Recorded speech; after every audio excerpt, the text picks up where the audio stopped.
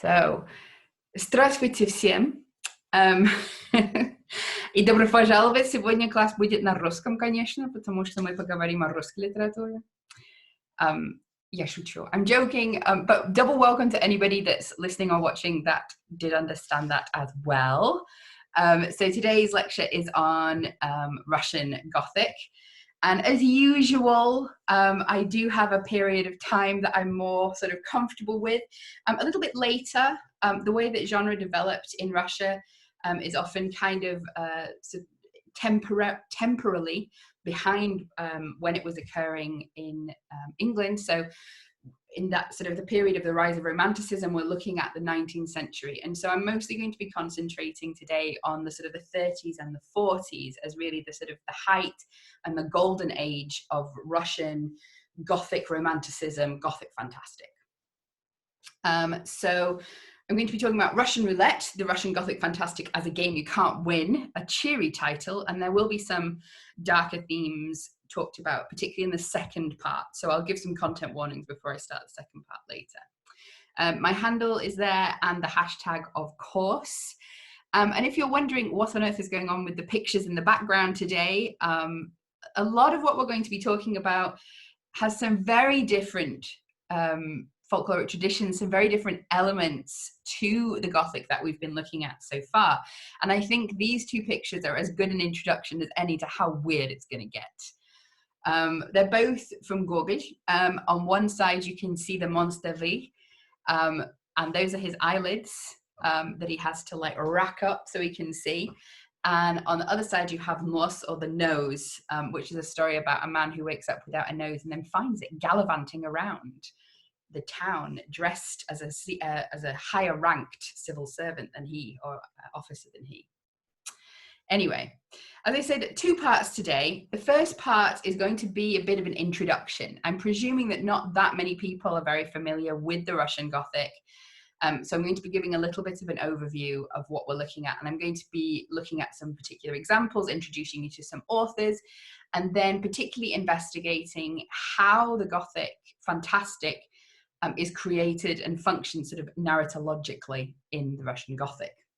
And then in the second part, I'm going to be looking more specifically at this question and using the idea of Russian roulette as a frame for understanding the ludic qualities of the Gothic Fantastic.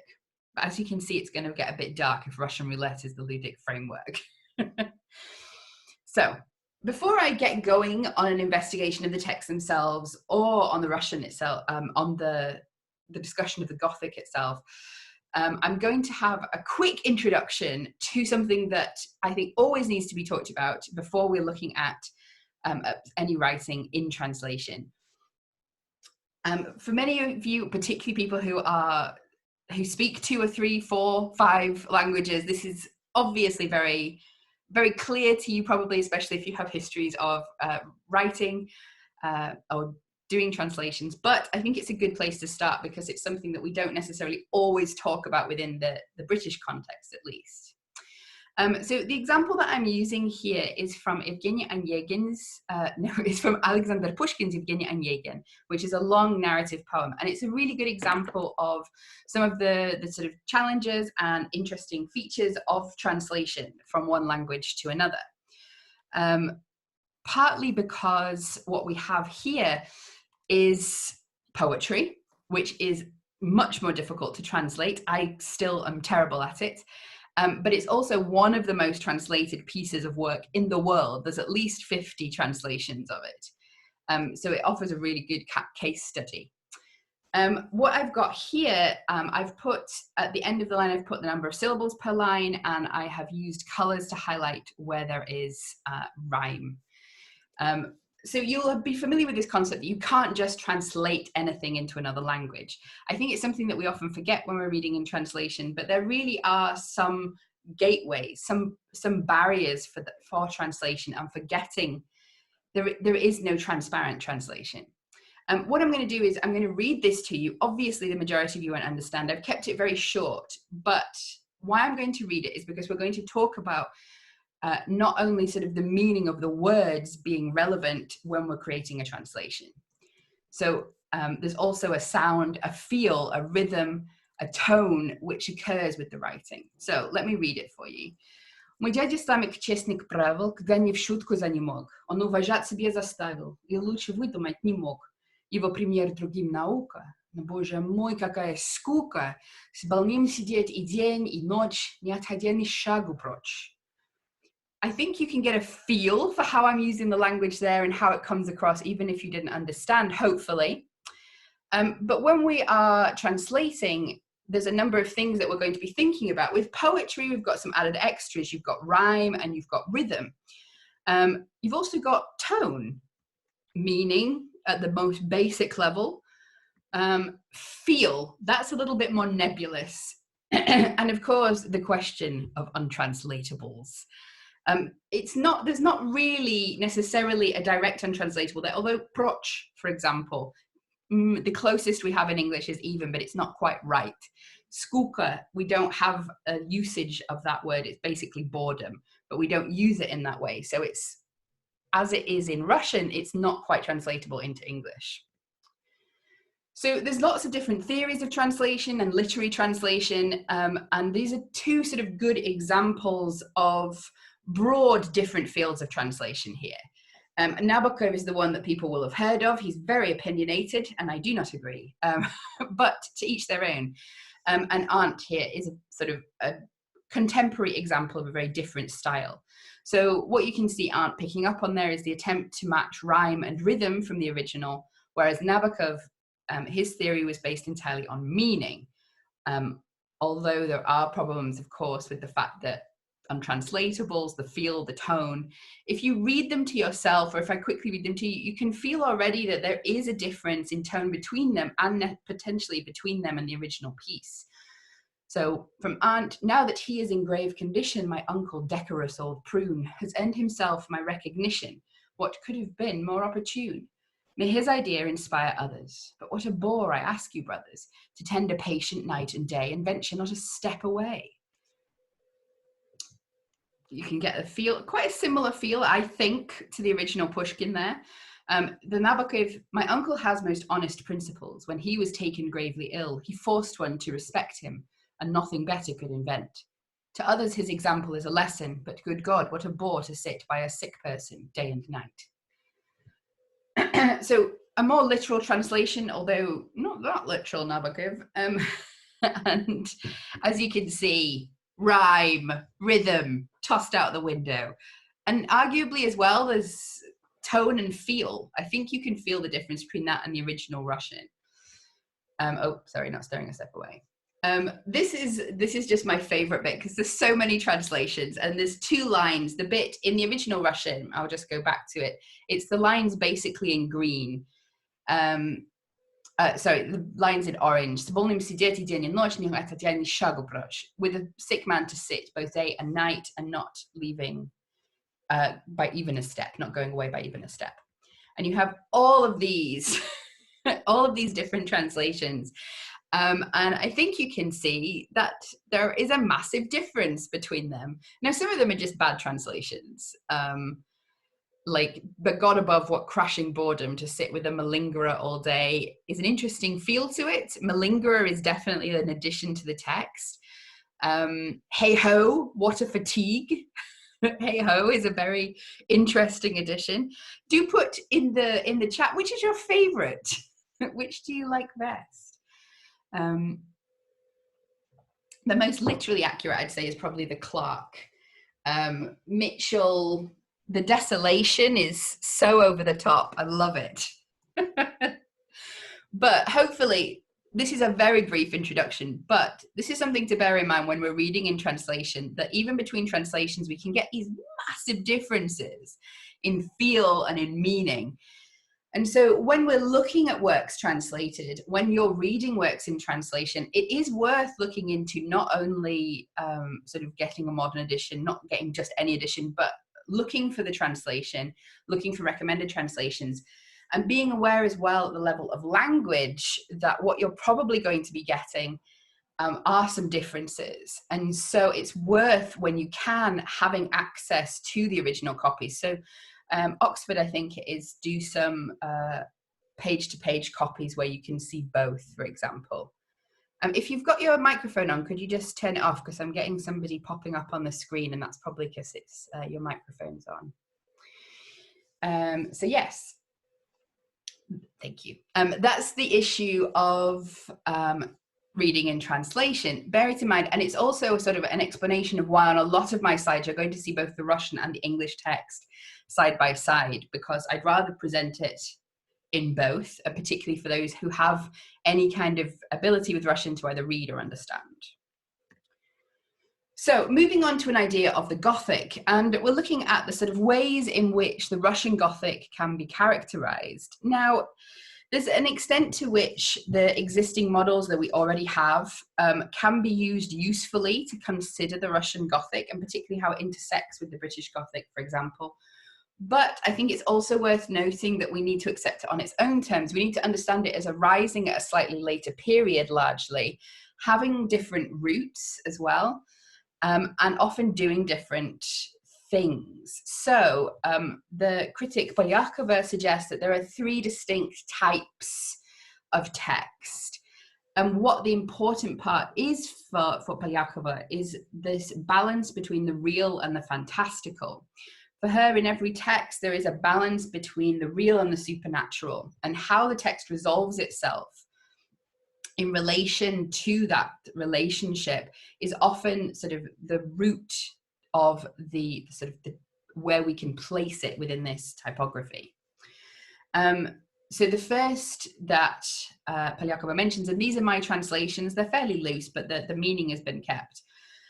Texts in which the fantastic elements are factually absent and are left at the level of rumour, so the sentimental Gothic. There's a lot of overlap here, of course, with the supernatural explained. But what Polyakova notes as being really central to this type is the happy ending, the comic ending, which might include, you're getting into sort of a problematic element there. So how are you defining it? Because the supernatural and the comic can sometimes occur at the same time. Not comic as in funny, comic as in the opposite of tragic.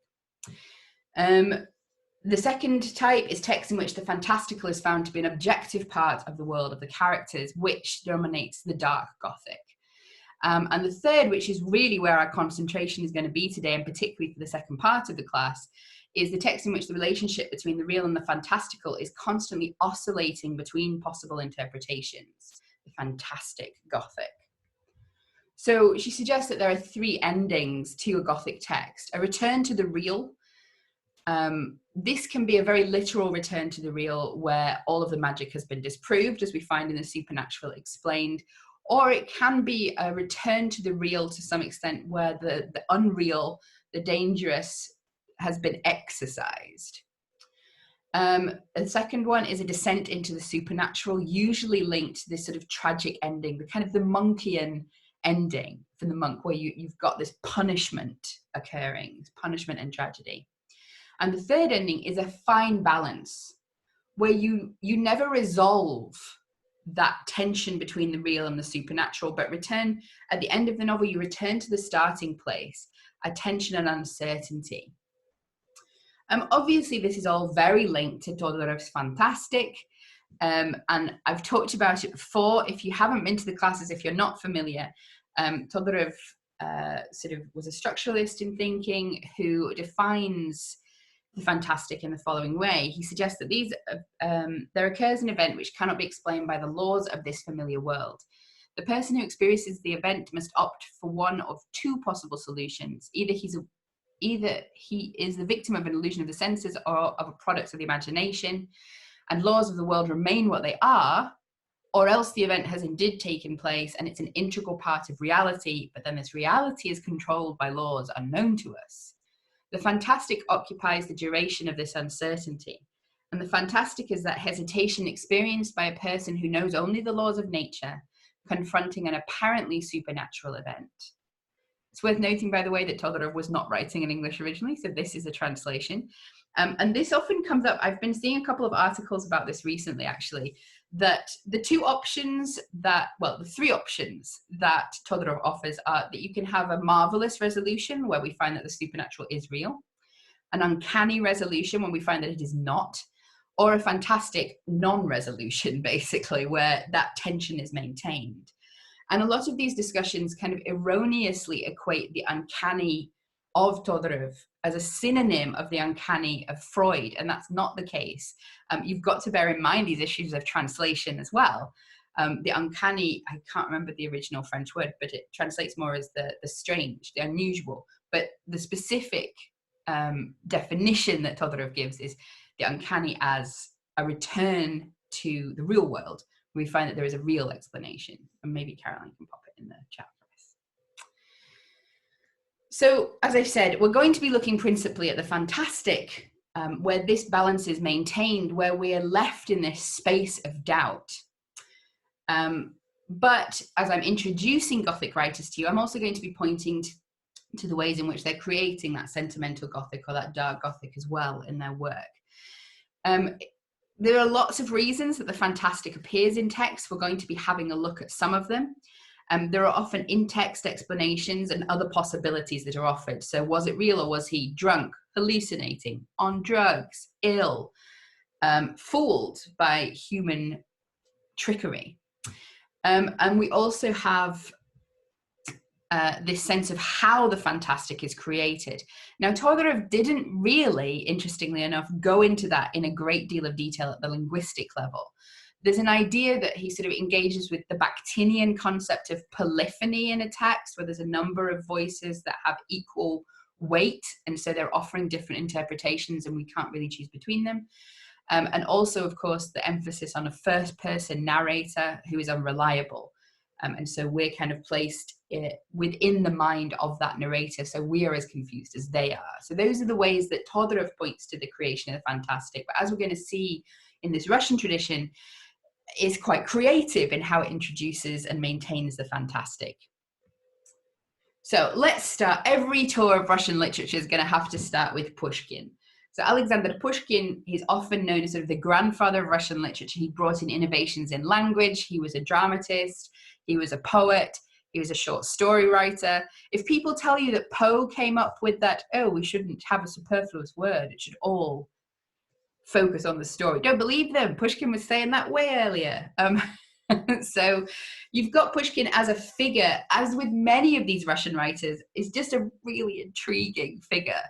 And I've had to choose tiny little factlets for people for each of them, because there's so much going on with all of these Russian writers, I tell you what.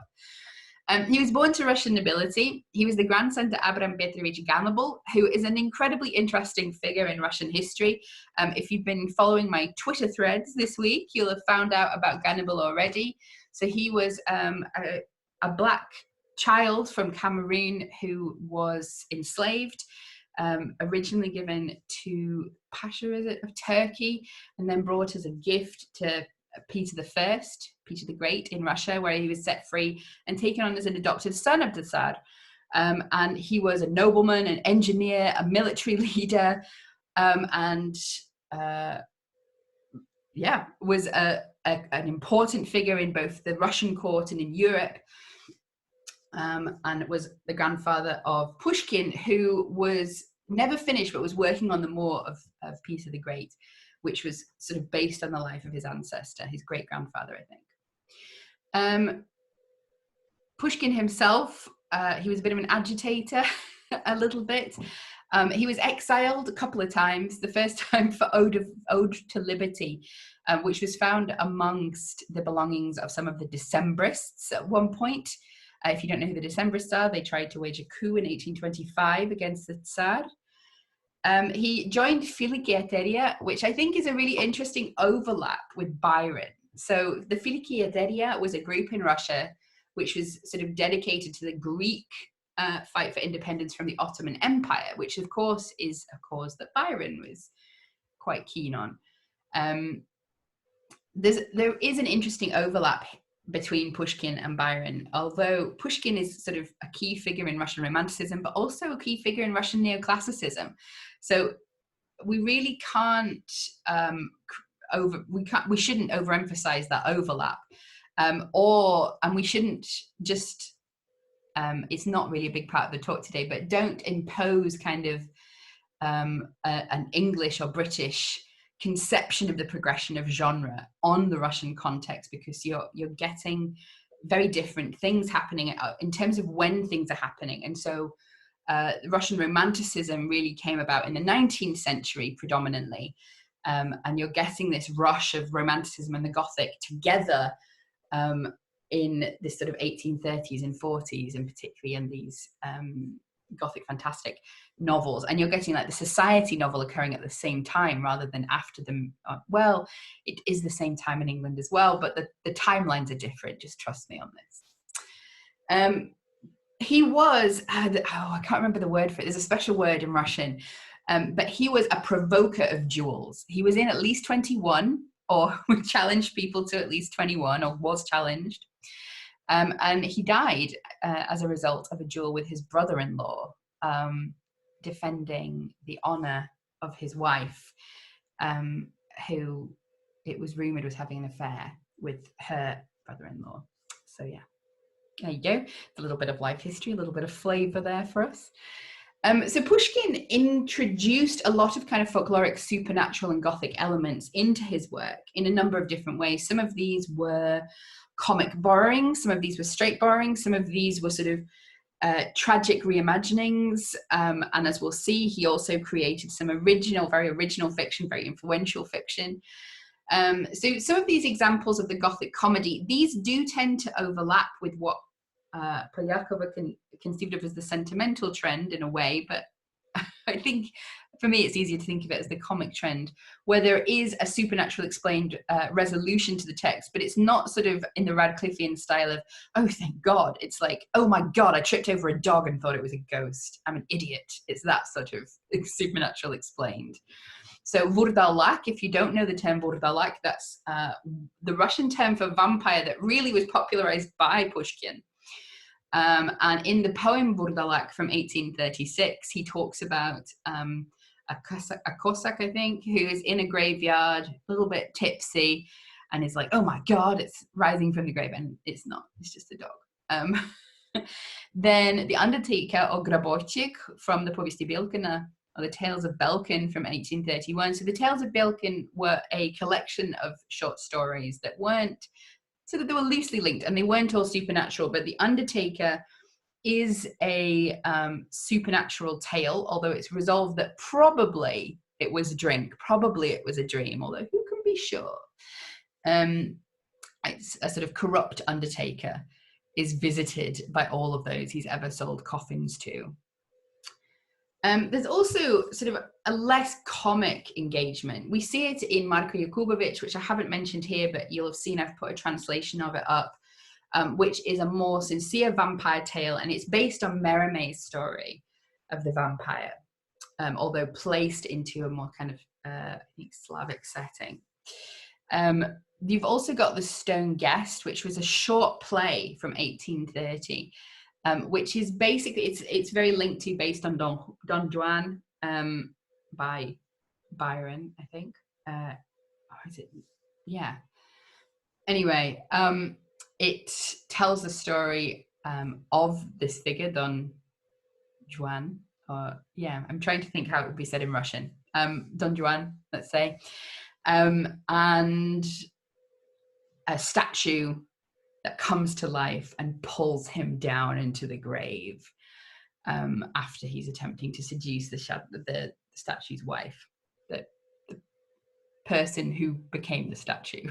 That means, no, my gosh, a statue is made of a real person, and it's the real person's wife.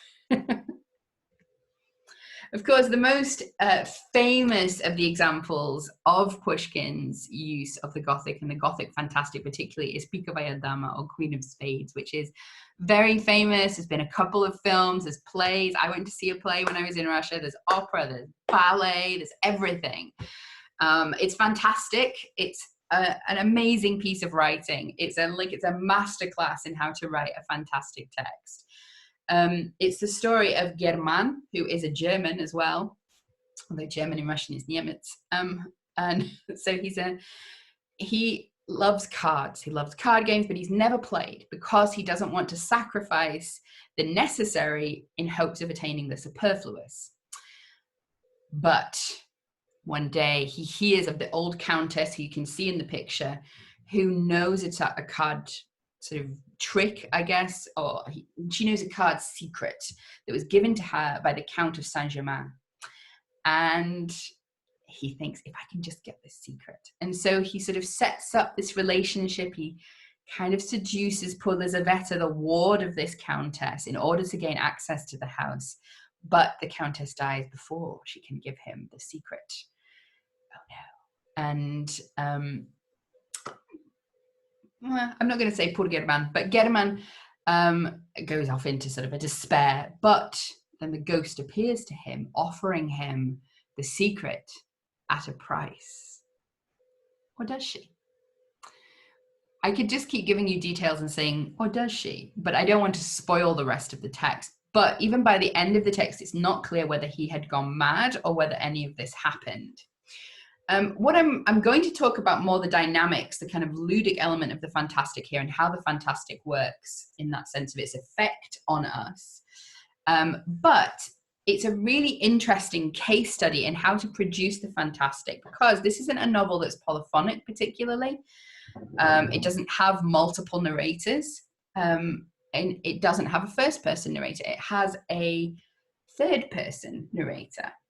So it's a really interesting case study in how this fantastic is created. And Claire Whitehead's written an amazing essay, which goes into a lot of linguistic detail. Now, some of that's predominantly relevant to Russian, but it does offer sort of a good overview. So part of this kind of deconstruction of the reliability of the third person narrator, or the authority of the third person narrator, so that they're not able to offer us one single kind of account or sure definition of what happened, is part of it is this introduction of inset tales. So you have, for example, the Countess's grandson telling the story of her learning the secret. And you also get, as Whitehead points out, this narratorial comparison where it becomes quite clear that these inset tale narrators are producing the sort of role of narrator better than the narrator themselves, who's always dropping you in stuff media res, who's always sort of just disappearing, who's always sort of saying, oh, you know, she couldn't see it, and not letting us see either. So there is this sense in which these inset tales both produce other voices, but also underline the kind of lack of authority that the narrator often has. As I said, the narrator often disappears in these periods, and offering no comment, for example, on these stories. And there are switches in focalization where the narrator also disappears. So focalization is when you're suddenly sort of in the perspective of the character. And these are often introduced in the text by verbs of observation. So a really good example is when Lisa sees German out the window. Now, we know it's German, or we can presume. But what we see is Lisa, we're looking from an outside perspective. We're looking at Lisa from the perspective of sort of an omniscient narrator floating around the ceiling of the room. And then suddenly it's Lisa looked out of the window and she saw a young man, or she saw a shadow. And then you're completely confined to Lisa's perspective for a couple of lines. So you don't really know who is out there, but there's this very sort of false construction of that lack of knowledge, because we presumably know it's German. But it's a very obvious move into a focalization, which is narrowing down and limiting the perspective which is being given to us by readers. And she does that all the time. She does it with German himself. So he saw, or he thought he saw, or he observed, or he heard. And we move into this kind of modalization often of, it seemed that, or it appeared to him that he heard. He probably heard. And so we're being placed within his uncertainty, limited to his uncertain perspective. We're also sort of offered multiple counter narratives at the same point. When the Countess the second time appears to him, for example, we're told that, well, maybe he was sleeping, maybe he had been drinking, maybe he was unaware, maybe it's hallucinations already, but maybe it's also true, because didn't what she say come true? Another sort of classic, and this is particularly with the Russian here, is the movement towards passive verbs and indefinite pronouns in order to create greater amounts of uncertainty and to reinforce this kind of the closed and limited perspective of these these focalizing characters. So you'll get things like a noise was heard, the door was opened, or the door opened itself. There's a construction in Russian where it's basically the door opened itself. So you're getting this, you'll get it, the door opened itself, but it's not like in English where that is very clearly nobody opened it. In Russian, it's a much more common use of, it's more common phrasing. So there's a lot of ambiguity about whether it opened itself or whether it was opened by somebody and you just don't know who it was. And indefinite pronouns like something, someone. So this kind of creation deliberately of uncertainty. And that's how the fantastic enters the text. The narrator's authority is taken away and uncertainty is continually produced. Okay, back to the fun stuff. Let me introduce you to another writer, Gogol. You might recognize him if you've been watching the Gogol TV show or the films, or you've seen V, or you've seen anything really with Gogol in. He is a fascinating writer, and there's so many things that you could say about him that I would love to share, but, you know, keep it brief. So he was a Russian writer of Ukrainian origin, and was, when he first came to Petersburg, he was very much known as that kind of provincial from Malorossiya, from Ukraine. He published poetry originally, Hans Kugelgarten, under the pseudonym V. Alov, and if you've watched the Gogol TV series, that will be a familiar fact to you. And it had bad reviews, and he bought all the copies and burnt them. As a sort of reaction, he embezzles all of his mum's money, runs off to Germany in 1828 as well.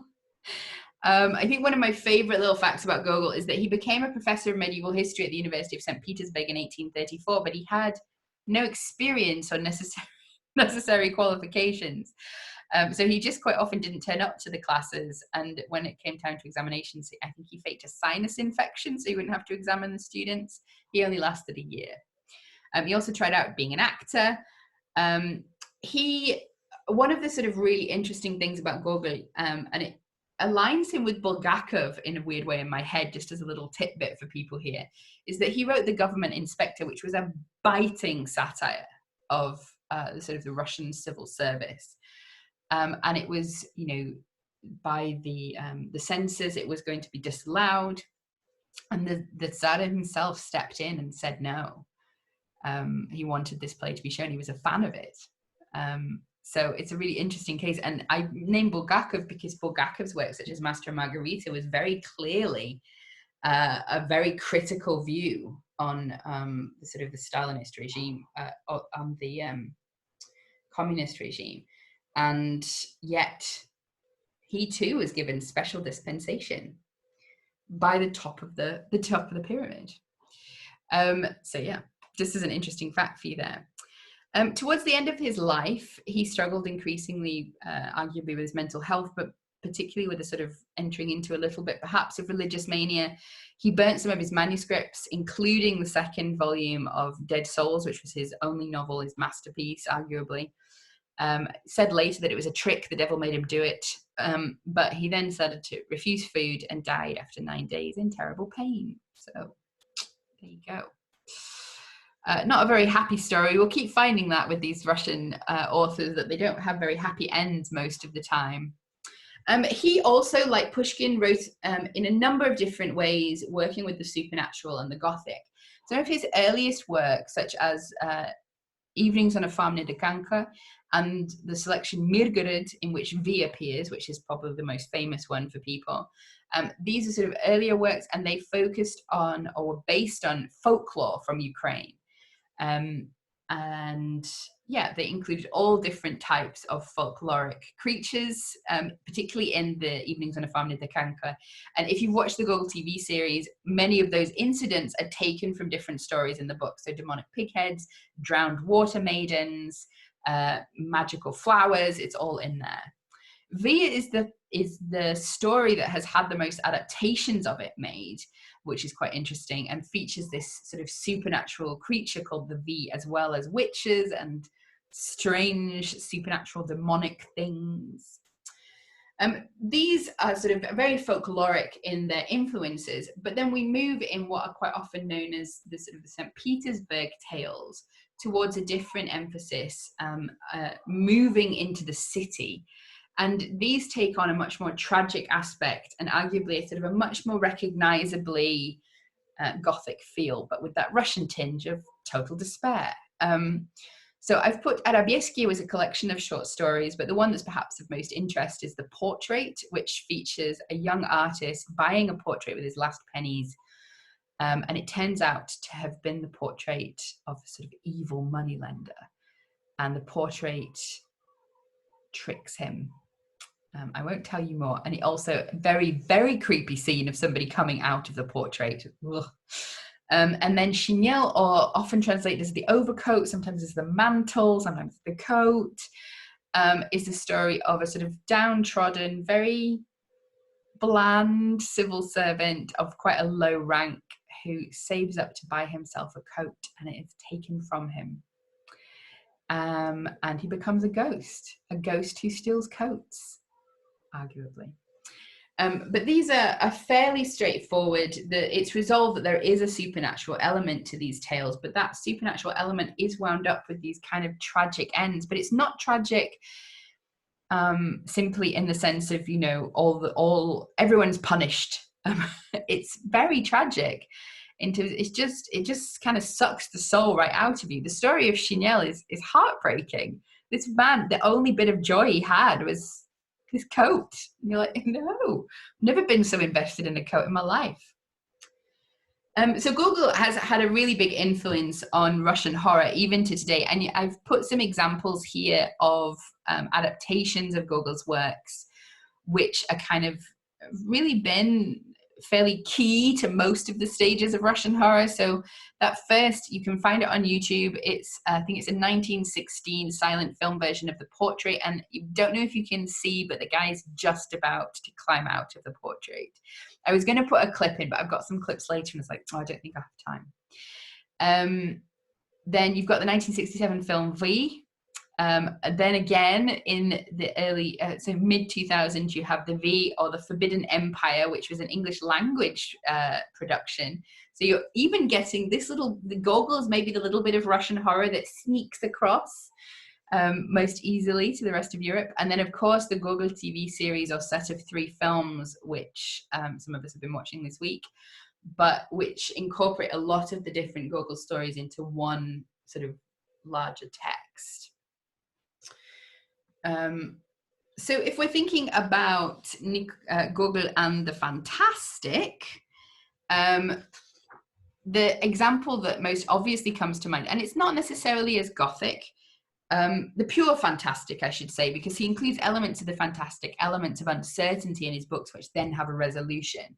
But the pure fantastic appears in his novel, his short story, The Nose, which is hilarious if you've not read it. Do get a good translation there, because some of the translations like just suck the life out of it. And again, we have, so the story of The Nose is a man who wakes up one morning without a nose, and a barber who wakes up one morning, cuts open his bread roll and finds a nose. But then the nose becomes a man who is running around the city and having more social success than the protagonist. And then he tries to escape, and it's all sort of about catching this nose, and can he get it back? But everything is incredibly fantastical, well, it's fantastical and it's fantastic in this text.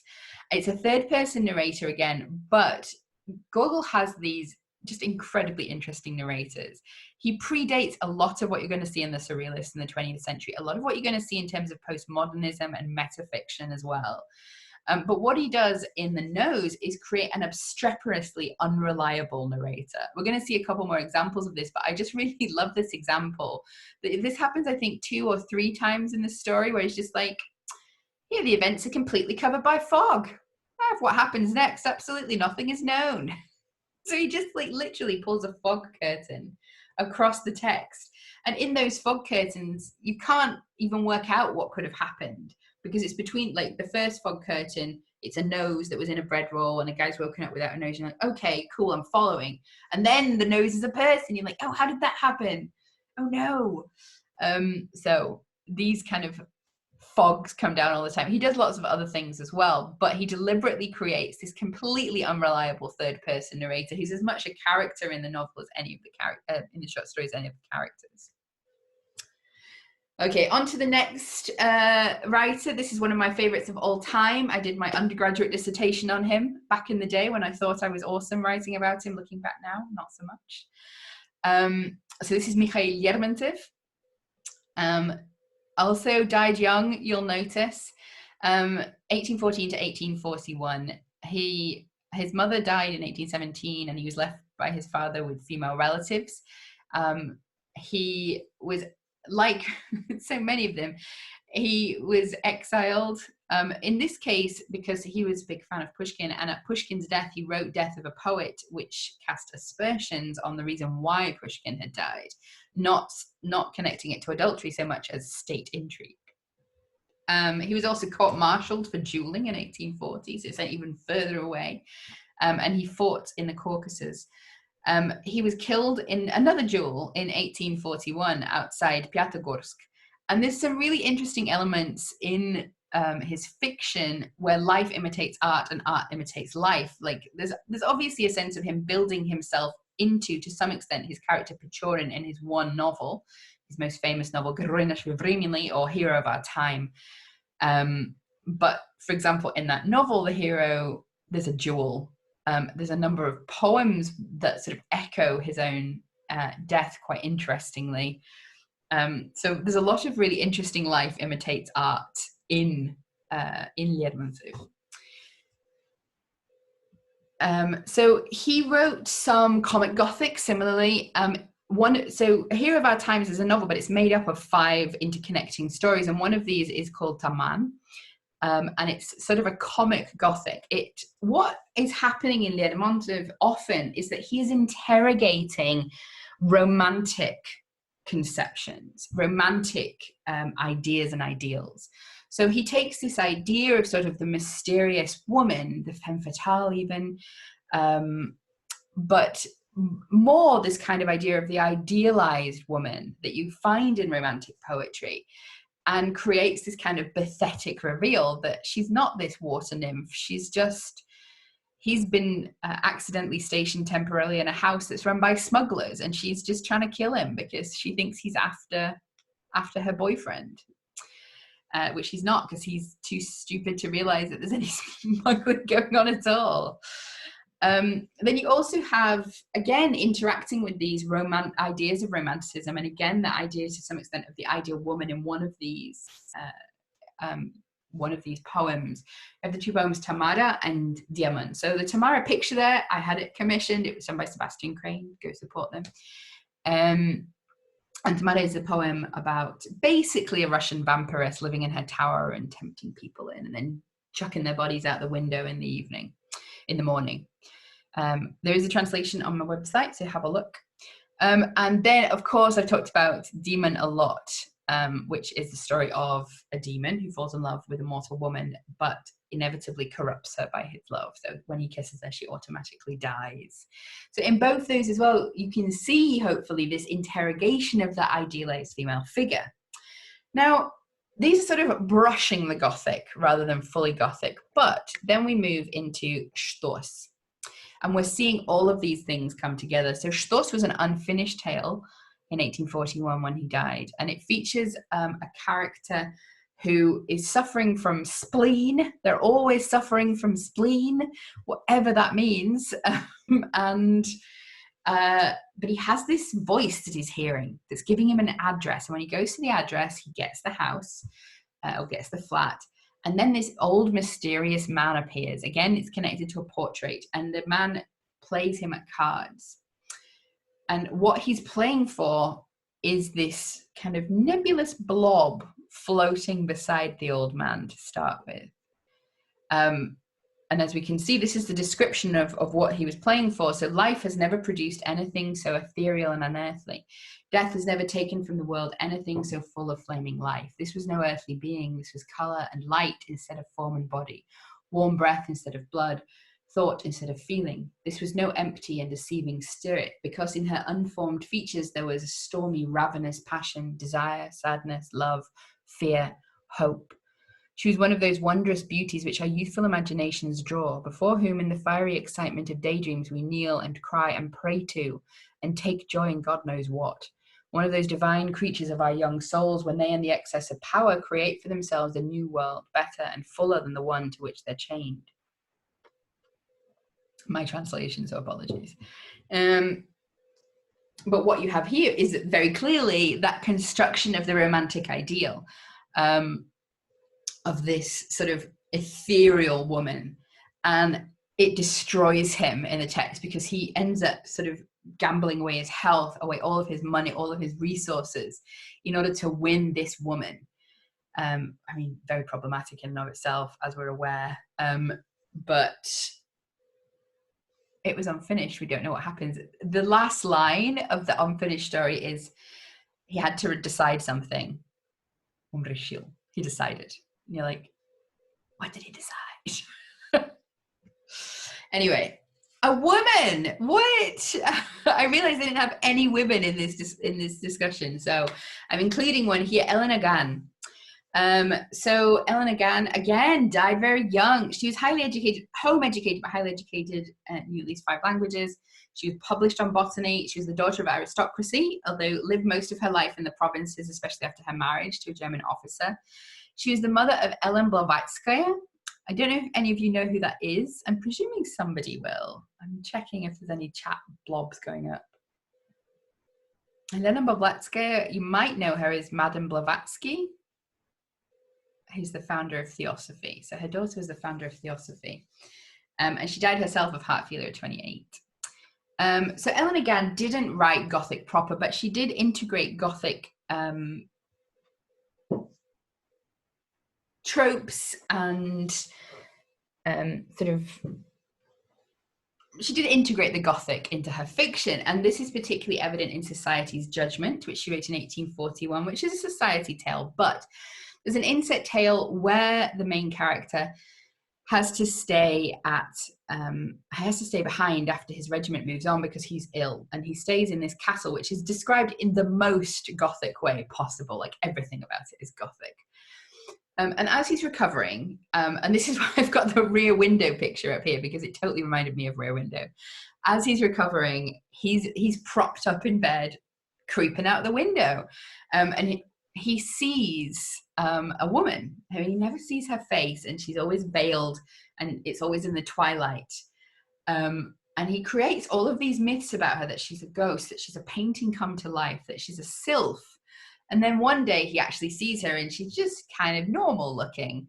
But that's okay. Like, he looks at her long enough that he's like, oh, no. My first impression was wrong. She's like still ethereally beautiful and stuff.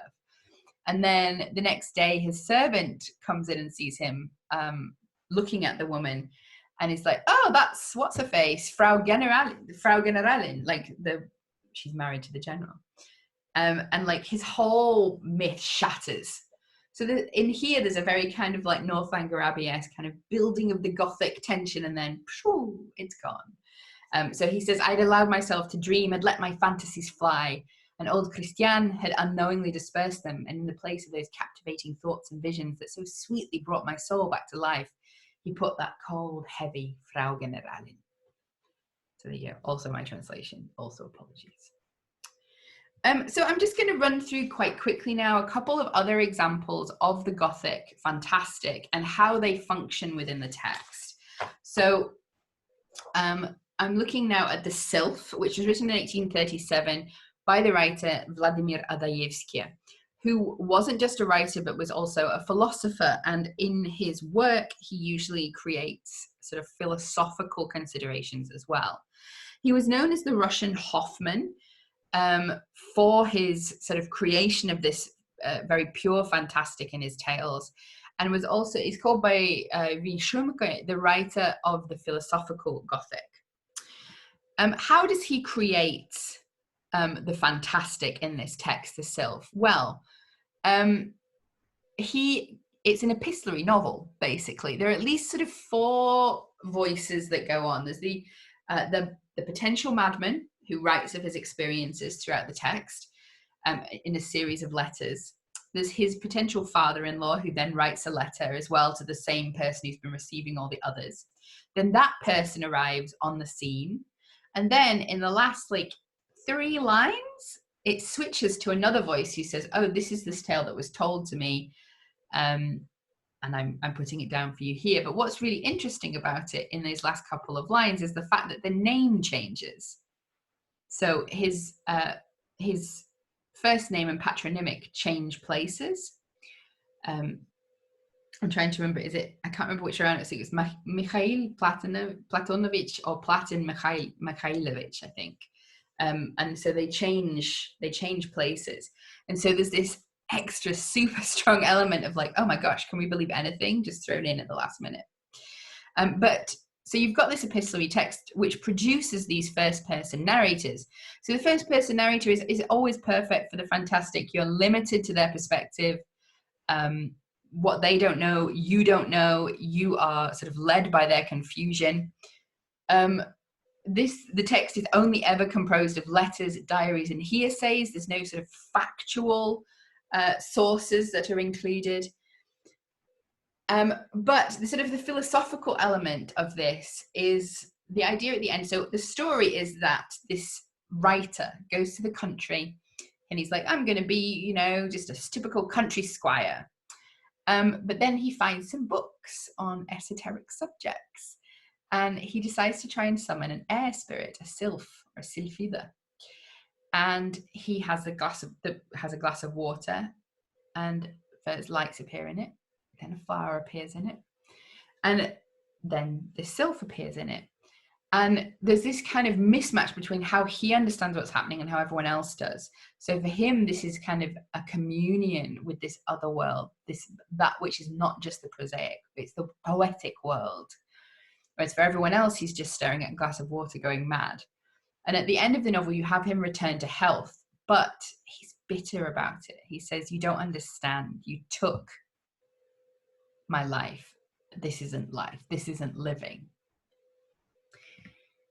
So another device for creating the fantastic in the Russian Gothic is the fantastic story cycle. And we see this in the work of Mikhail Zagoskin, whose set of stories, The Evening in Koper, is a number of different fantastic stories, which are all being told, fantastic or marvelous stories, which are all being told by a group of sort of friends or a group of people that have come together.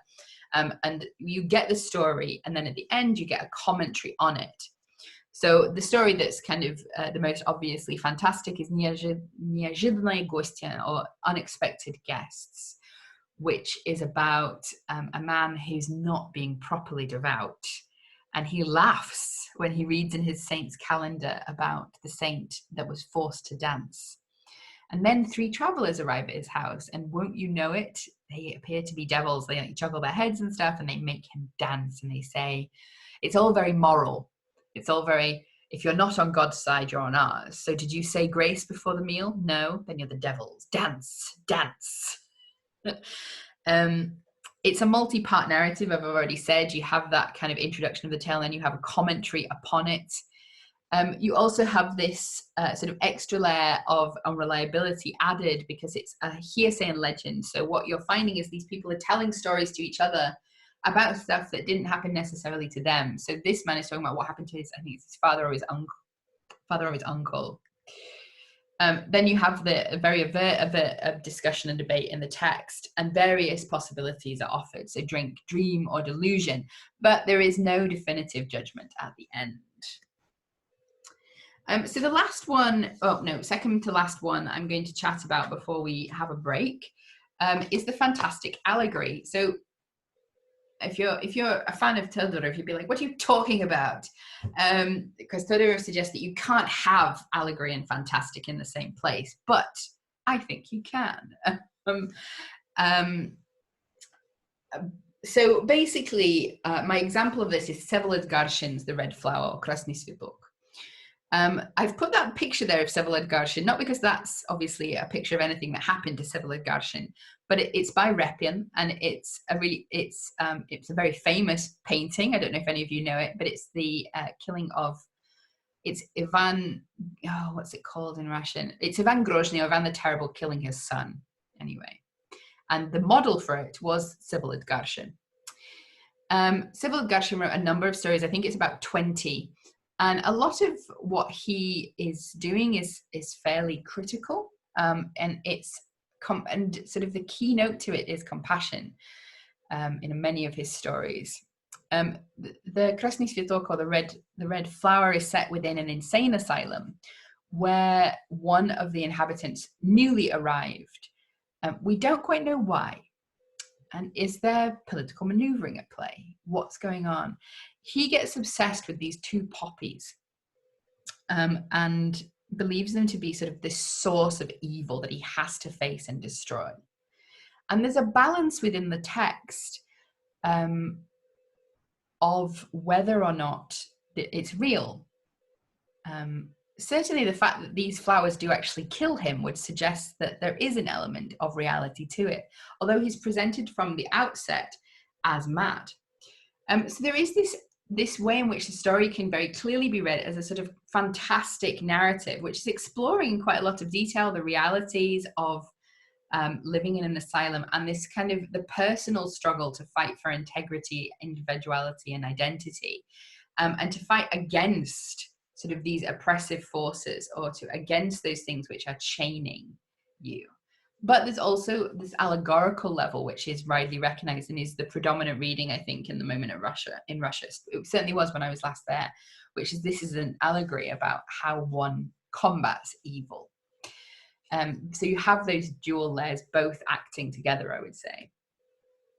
So you'll have noticed the date here is 1883. So this is kind of like a little resurgence later in the century.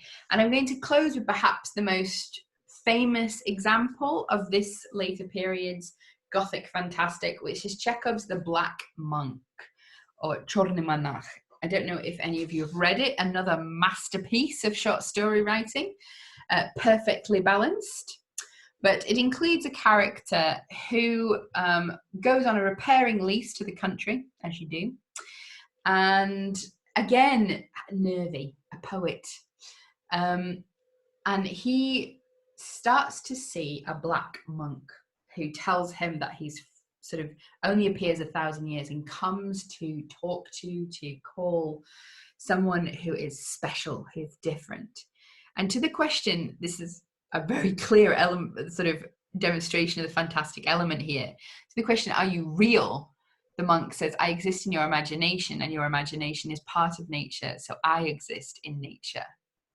Now, there's an issue here, I think, as well, in terms of the Russian, that the word for real is also the word for natural, just so you know. So you have this element of the fantastic, and you have this resolution for part of it, where he's staying with the family that adopted him, but also that he's going to be marrying into, and they cure him, just like they did with the sylph. But at the end, he grows increasingly distant from them and eventually cries out, why have you cured me? Preparations of bromide, idleness, hot baths, supervision, cowardly consternation at every mouthful, at every step. All this will reduce me at last to idiocy. I went out of my mind. I had megalomania, but then I was interesting and original. Now I have become more sensible and stolid, but I'm just like everyone else. I am mediocrity. It's a really powerful bit of text there. I think there's obviously a way in which this can be dangerously read as kind of the valorization of mental illness in the artistic process. But we can also look outside of that in terms of what it's doing with the fantastic, which is questioning the nature of reality itself. And you do have him reject this life of bromide and hot baths. But he eventually dies in the arms of his lover, seeing for one last time the black monk who tells him that he's coming to take him away. So hopefully that's just a little bit of a brief introduction, a little bit of an overview. So it's time for a break if anyone has any questions. Hello. Any questions? Madam Blavatsky, I'm glad that you got that.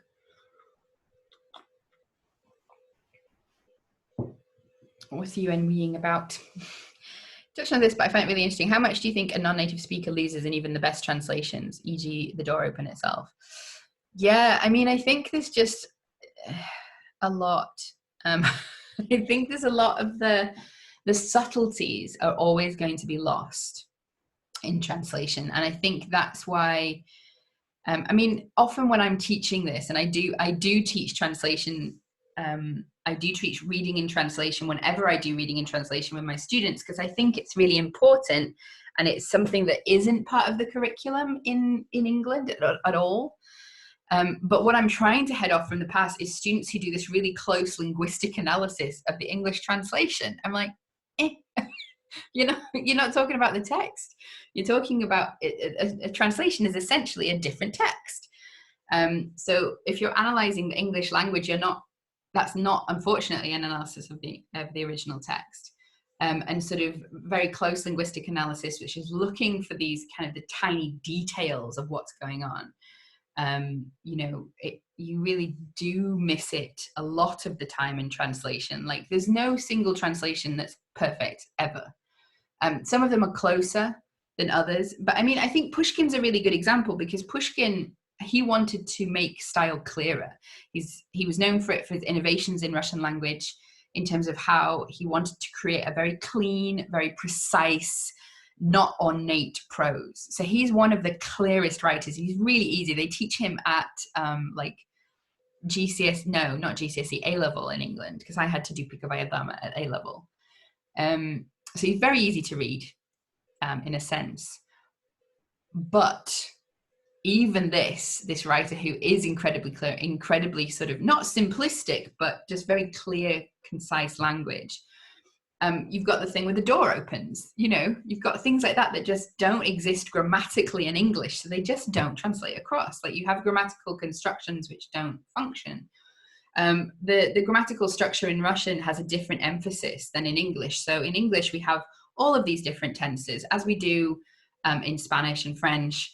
Although, of course, like, for example, in Spanish and French, then you then have the subjunctive, which we don't have in English. So, like, there's no way of conveying that in English. But in Russian, you don't have all of those tenses. You don't have, like, I have heard, I had heard, I heard, I was hearing, I had been hearing. You don't have all of those tenses. You simply have two past tenses. And the emphasis isn't on that kind of, in English, the emphasis is very much on when it happened and in what order. That's what your verbs do for you.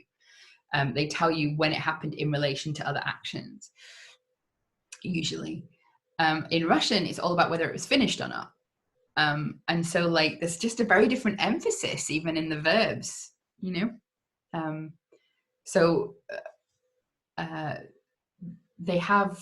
they use a lot of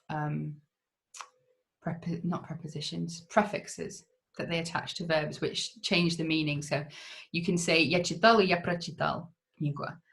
I read a book, or I read the book. How do you translate it in English? There's no difference, but in Russian there's a different feel to it. Like, прочитал is I read to the end, and читал is I just read it. I was reading it. So yeah, bit of a rant there about the Russian, but basically a lot. Poetry's the worst. Poetry is like, poetry and songs, that's the worst. You like lose half of it, I think one of my favorite like stories is Shakira. That I remember she wrote that song that I really didn't like in any language. What was it? It was like Loba, I think.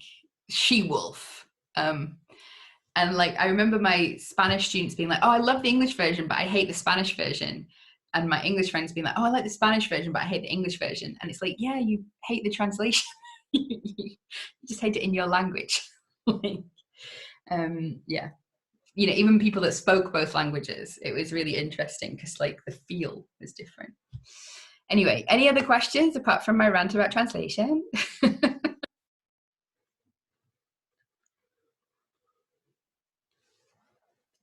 I hope I've introduced at least like one new writer to you if you are already a fan of the Russian Gothic. Yes, sorry about that. I mean, the other one was also at the very same time in Spain, Beyonce had the If I Were a Boy. And she also released it in Spanish. That was also a nightmare in two languages in terms of meaning. Sorry. Yes.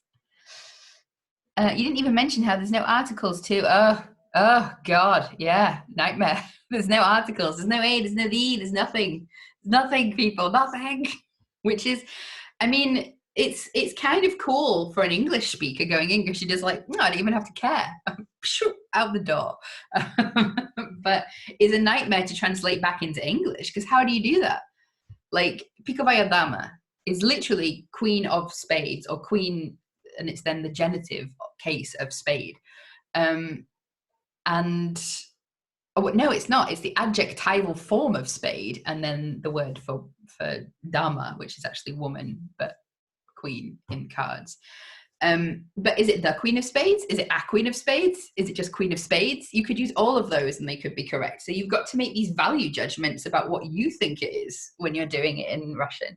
I do a lot of proofreading for Russian speakers, and it's always articles. However, like, good they get, there's always some articles that go missing, because there's just, like, the rules in English are weird. Yes, lengthy explanation on the version I read of Dostoevsky's That or A Gambler of what will be better or not. Yes.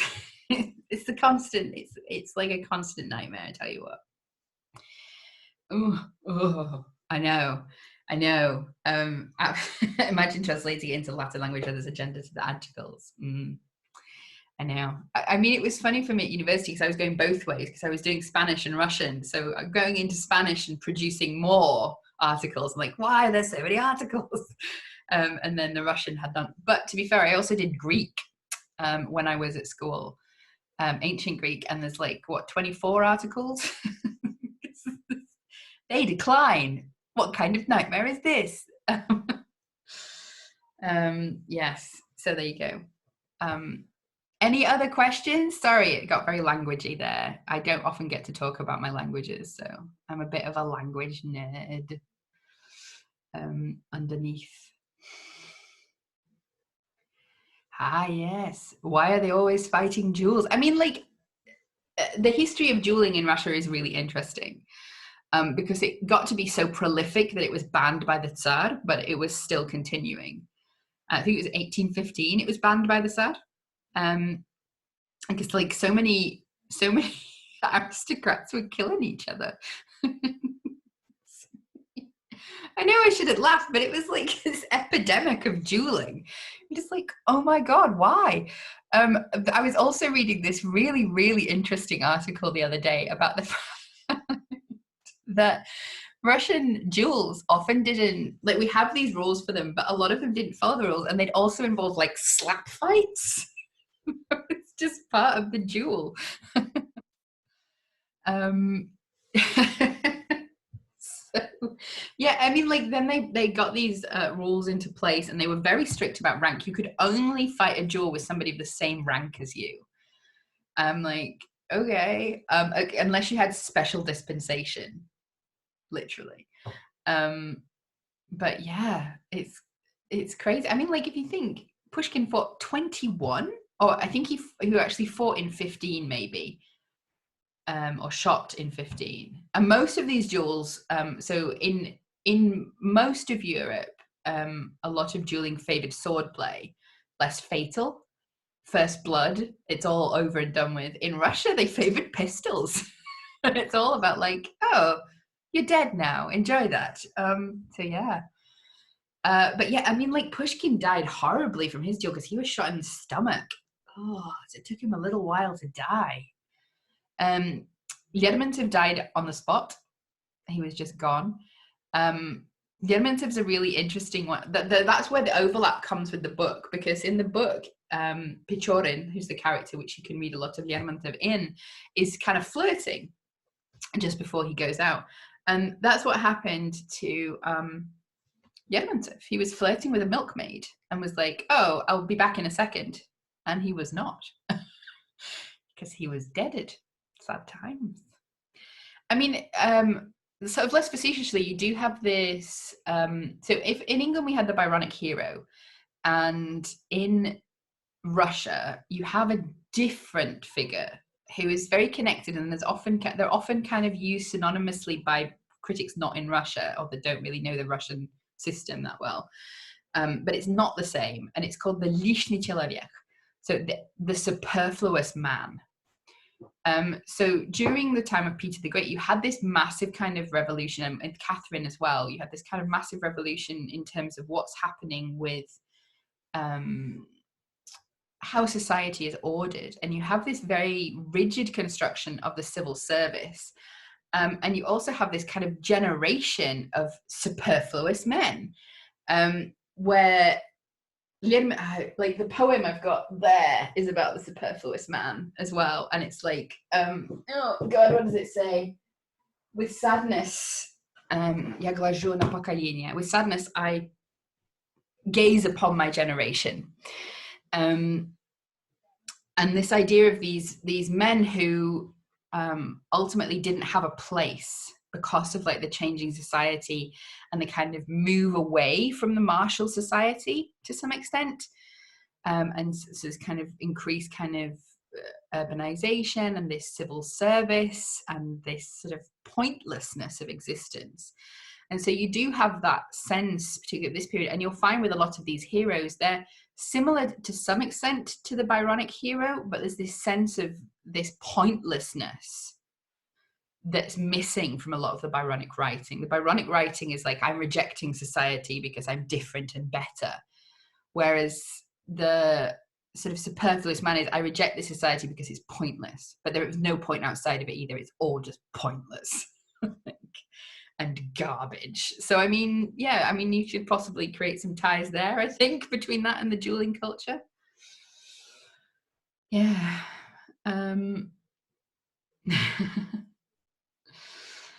So there you go. I don't know if that answers the question. I am going to get on to dueling now. We're going to be looking at dueling, and hopefully, actually, I do need some help with this. I should have checked before. I should have got Caroline to help me, but I only finished planning this at 6:30 this morning, so it didn't happen. But if I'm going to put on a video in the next bit, so if you Twitter me if something goes wrong, because that's how I can see it. I can't see the chat. Thank you. I have my phone just in case I get a tweet. Oh God, I've got 13 tweets.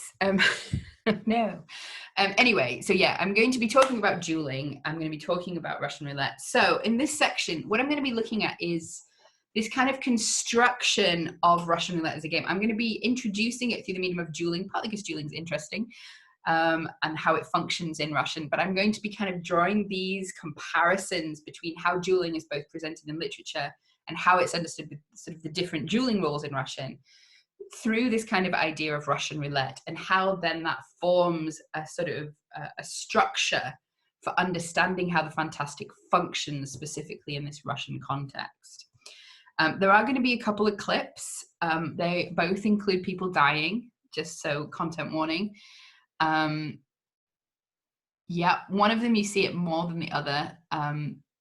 You're also going to be getting some chat about sort of, not directly, but it's sort of the clear subtext of a lot of stuff I'm going to be saying about suicidal ideation. So just so that you know that it's in there. I mean, if we're talking about Russian roulette, it's quite difficult to ignore that sort of sideline there. So, I mean, obviously, if you're not enjoying any part of the discussion, just turn off for, a couple of slides, come back in at the next slide, see if we've moved on. Do feel free. And if people can as well, just be in the chat, if we've moved past a scene, maybe pop in, oh, we're past this, just in case, if that's okay. So yeah, with those provisos in place, let's have a look at some depressing Russian stuff. I thought, like, at 4 o'clock in the morning when I found this GIF, I was like, oh, he looks really questioning, but now I'm just like, he just looks super like, which is also a mood. I'll take it. Okay, so Russian dueling. I managed to have picked one that looks like they're going in for the kiss, but they're not, I swear. So Russian dueling does have slightly different rules than we're expecting in England. And the second duel that we're going to see abides by those rules. This is a more extreme example, but I think it provides a good example for sort of the structure of how these duels can be understood within the Russian context. Now, this is from so it's from hero of our time. And this is a duel between Pechorin, who is not in that picture. Pechorin is the one with the tiny mustache and the dark hair, and Grushnitsky, who's the blonde here. Now, Pechorin has deliberately been dallying with the woman that Grushnitsky loves, and so Grushnitsky's called him out. So far, so fair. What is not fair is that Grushnitsky and this man here have conspired to not place a bullet in Pechorin's gun. So it's basically they're cheating at the duel. And what we're about to see in the part that I will hopefully be able to play for you just now is the moment where Lermontov calls them on this plot and the end of the duel. And you'll see some particular aspects of this duel which are not perhaps what you would expect from a duel normally. And you'll see what I mean as we watch it. So let's see if this works. I have to get it to the right bit. Here we go.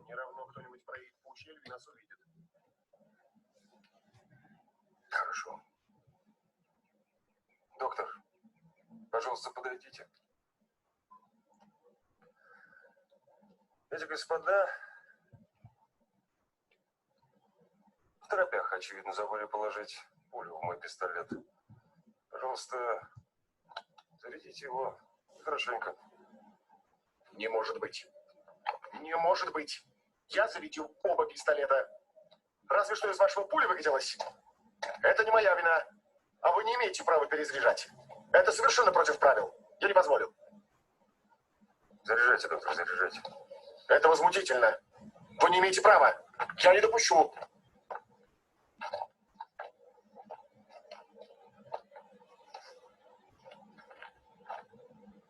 В таком случае с вами будем стреляться на тех же условиях. Оставь, Рокотов. Ты же сам знаешь, что они правы.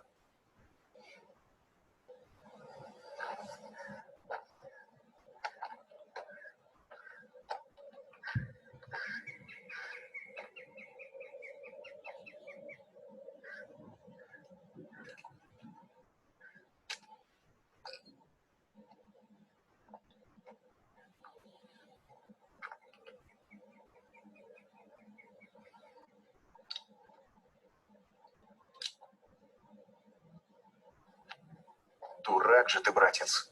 Пошлый дурак. Уж положился на меня, то слушайся во всем. По делу уже тебе. Околевай себя, как муха.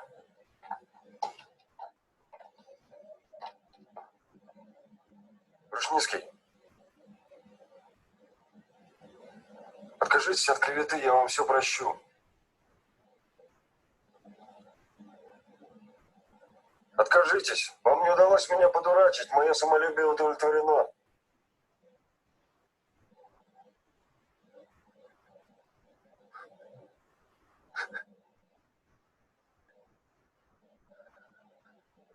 Грушницкий, еще есть время. Вспомните, мы были друзьями когда-то.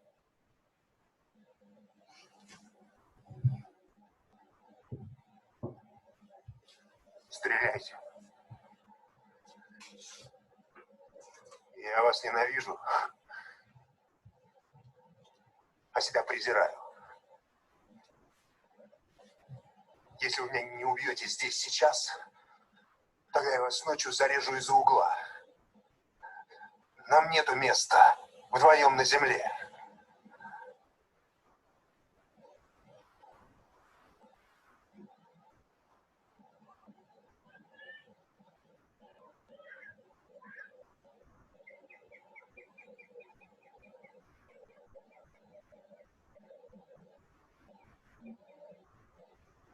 Стреляйте!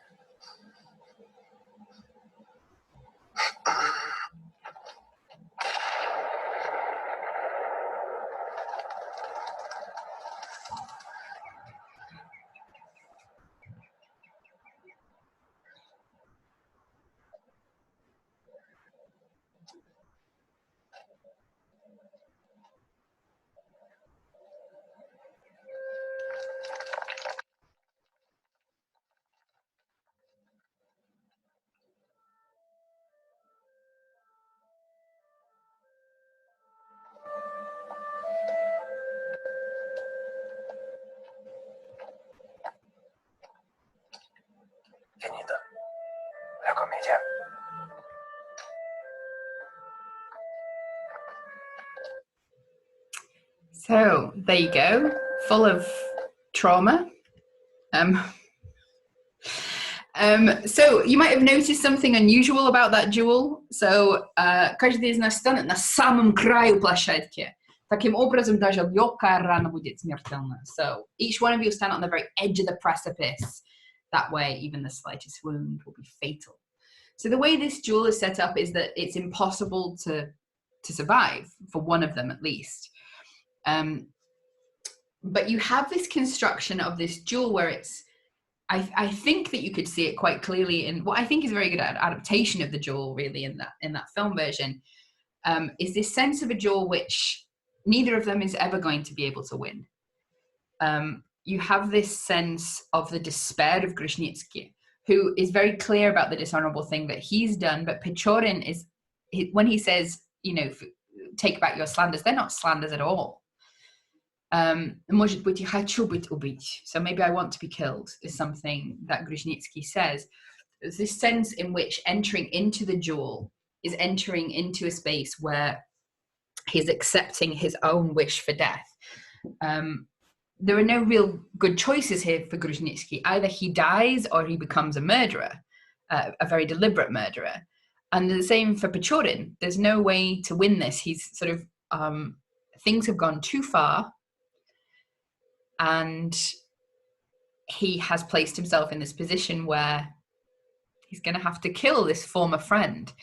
And you see that the doctor walked away from him. There's this element that the doctor walks away from in disgust, because he says, you should have mentioned it earlier, before you got to this point where you had to shoot him. But you see this kind of balance in Pechorin, and then that incredibly heartless at the end, finita la commedia, which is one of the most famous lines. The comedy's finished, obviously. And this sort of sense in which in that moment he has to become a different person in order to accept what he's done. And that person is essentially amoral. So you're getting this sense here already in this duel, and I think it's a very extreme example of it, of this sense of duels which can't be won, but also this sense of duels which are pointing towards destruction, the deliberate aim of destruction above and vengeance, above this kind of sense of honor. So as we've already noticed, the duel is not just something that appears in this book. It's something that's a sort of part and parcel of the life of the Russian Gothic author, it seems. So a number of writers of Gothic type fiction, and Russian not least, lived or died or nearly died somewhat Gothic lives by dueling, suicide, or even execution. So the examples that you've got here, the pictures at the bottom, are Pushkin, Lermontov, and then Gogol's death of self-starvation. So this is the second clip that I'm going to show. This is like, the only one I could find of the scene is in French, but they don't speak much, so it's fine. This is the duel scene from Pushkin's Yevgeny Onegin, and the adaptation that was made in the 90s with Ralph Fiennes and Toby Stevens. Now this is much more in accordance with the rules of dueling. So I'll show it to you, see if you can sort of pick up what the difference is here between the British rules of dueling and the Russian rules of dueling. But also kind of, again, this sense of the way in which these are continually being presented as narratives in which there is no way to win. And which these death games essentially are part of a narrative of despair, and of kind of the superfluous man, of this kind of fatalism, and of this outpouring of or this external manifestation of this kind of very nihilistic thread in Russian literature. So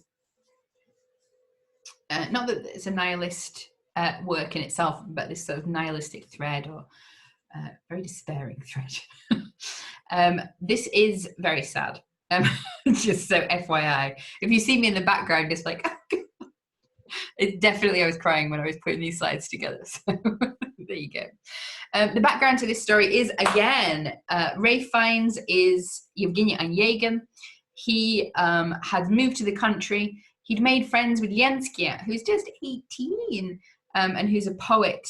And Lenski was enamored of Tatiana. You're going to see Tatiana. She's played by Liv Tyler. Tatiana's sister Olga, but Olga's a flirt, And Onegin, at the party for the name day of Olga, he goes, oh, it might be Tatiana, for a name day party, he goes and he flirts with her to sort of show Lenski that she's not true to him or she's not reliable. And Lenski calls him out because of this, and he forces the duel on Onegin, and then this is what we're going to see now. This is such a film for just like classic British actors. Random. Victoire, messieurs.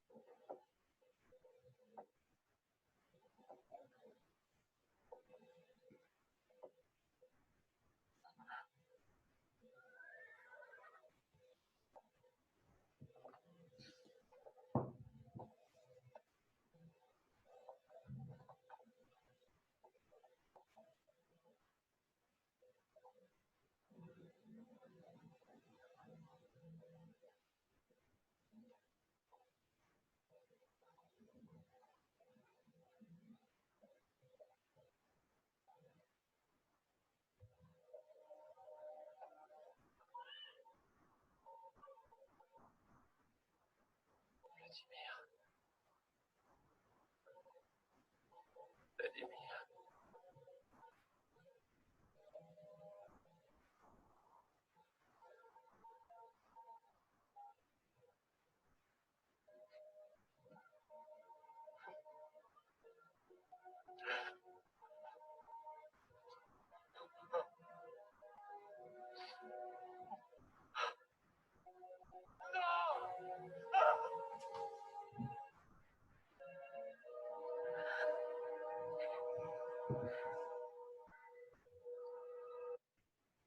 Love Tyler just creeping in the woods there.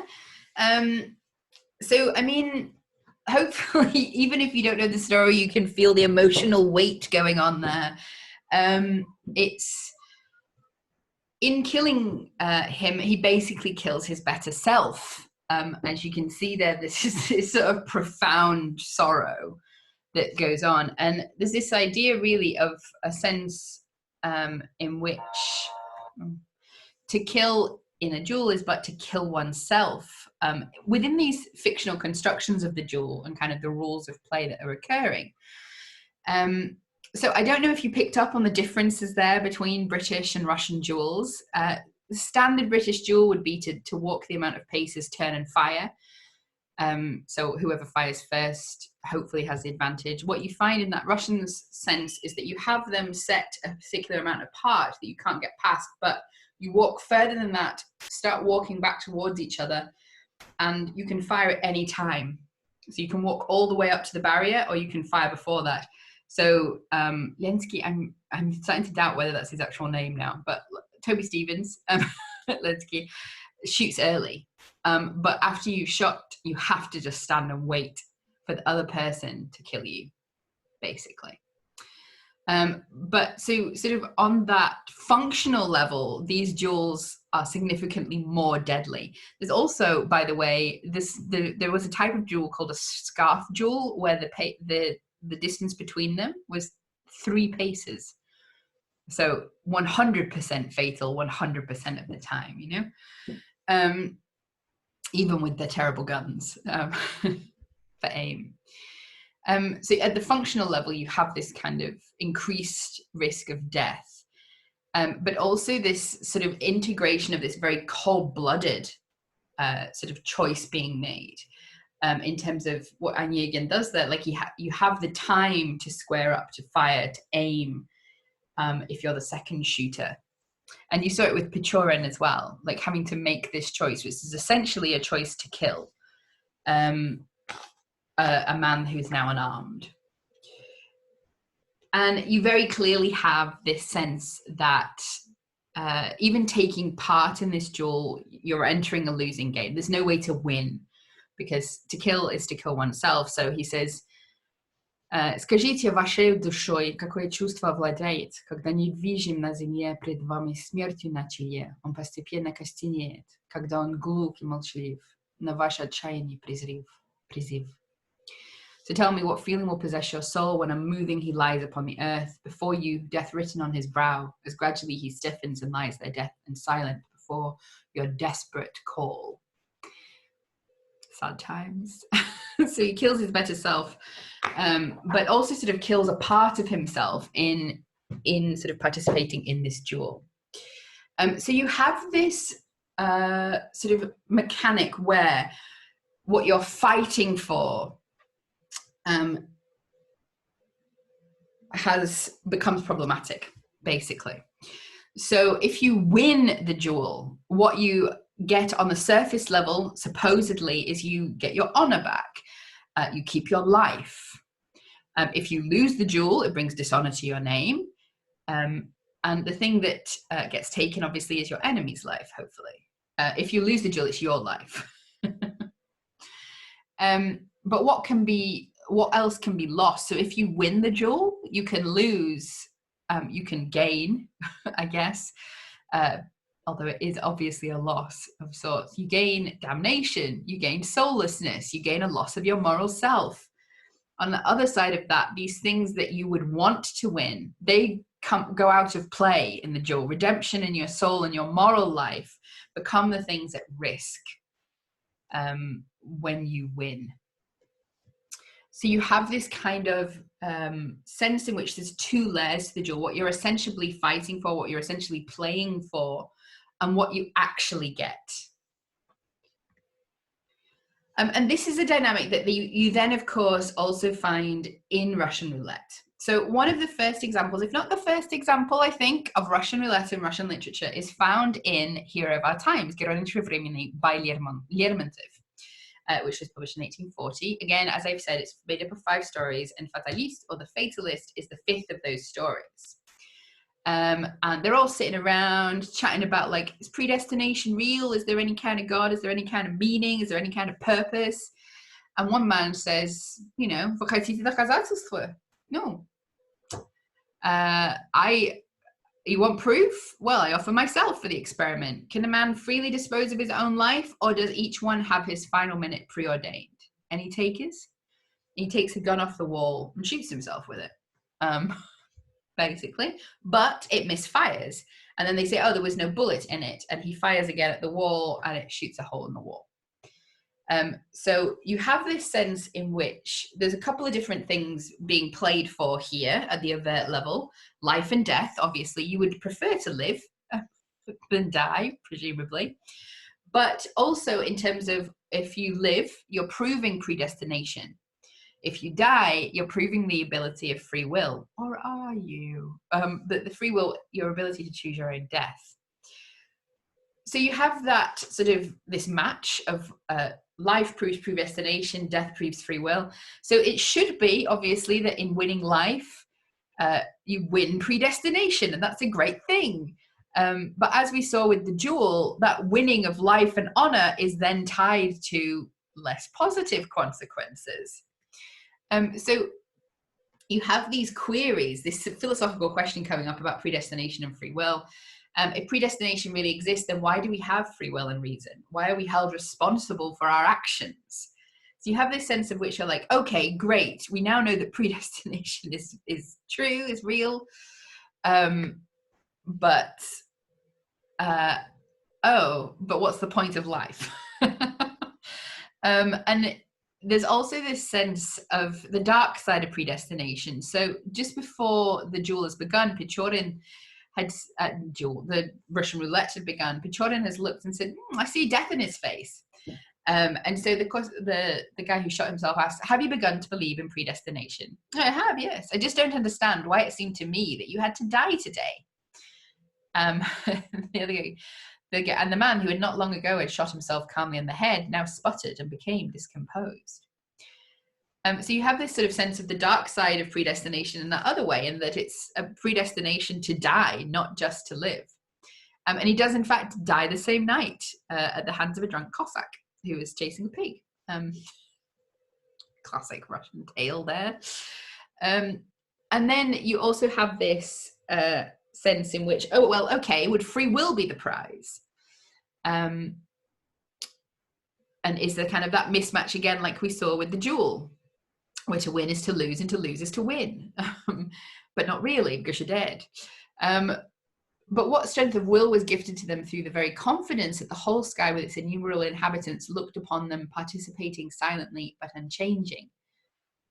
So he's referring back to those who believed in predestination. And we, their pitiful descendants, roam the earth without conviction or pride, without pleasure or fear, except that unwilling fear which grips the heart before the thought of that inescapable end. We're no longer capable of great sacrifices for the good of man, not even for our own happiness, because we know it is impossible, and we strain differently from doubt to doubt, just as our forefathers threw themselves from one era to another, though we do not have, as they did, either hope or even indefinable but real joy, which meets the soul in every contest with another, or with fate itself. So free will's not that great either, as it turns out. So we're getting this idea, we're moving into this game where there is no way to win. There is no sort of winning hand in Russian roulette. You live or you die. Neither of them is a good outcome in the end. There's also this sense in which the game itself never ends. Once you start the game, it doesn't stop. And so you have the narrator saying, the events of the evening made a deep impression on me and irritated my nerves. I don't really know whether I believe now in predestination or not, but that evening I believed firmly in it. So by starting the game, you end up re-entering the game continually and never escaping that place of doubt and uncertainty. And to play itself is inevitably to lose in another sort of way as well. So this introduction to the character who plays Russian roulette is «Была только одна страсть, которую он не таял, страсть к игре.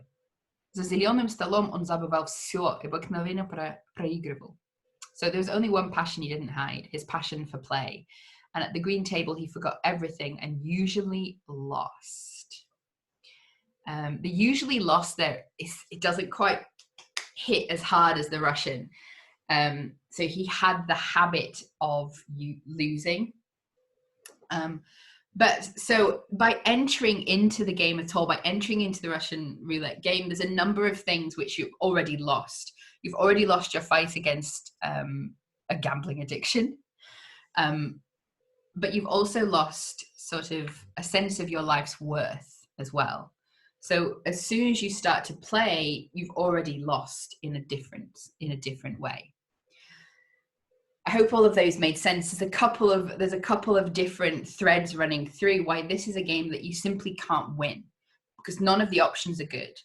When you start to play, you don't ever get out of the game, and entering the game to start with is to lose something else, is to give in to something else. So in his case, it's giving into gambling addiction and a kind of despair which places very little value on his own life.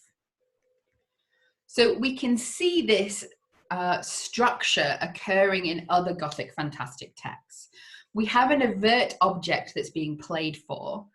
We often will have something which makes that object impossible to attain.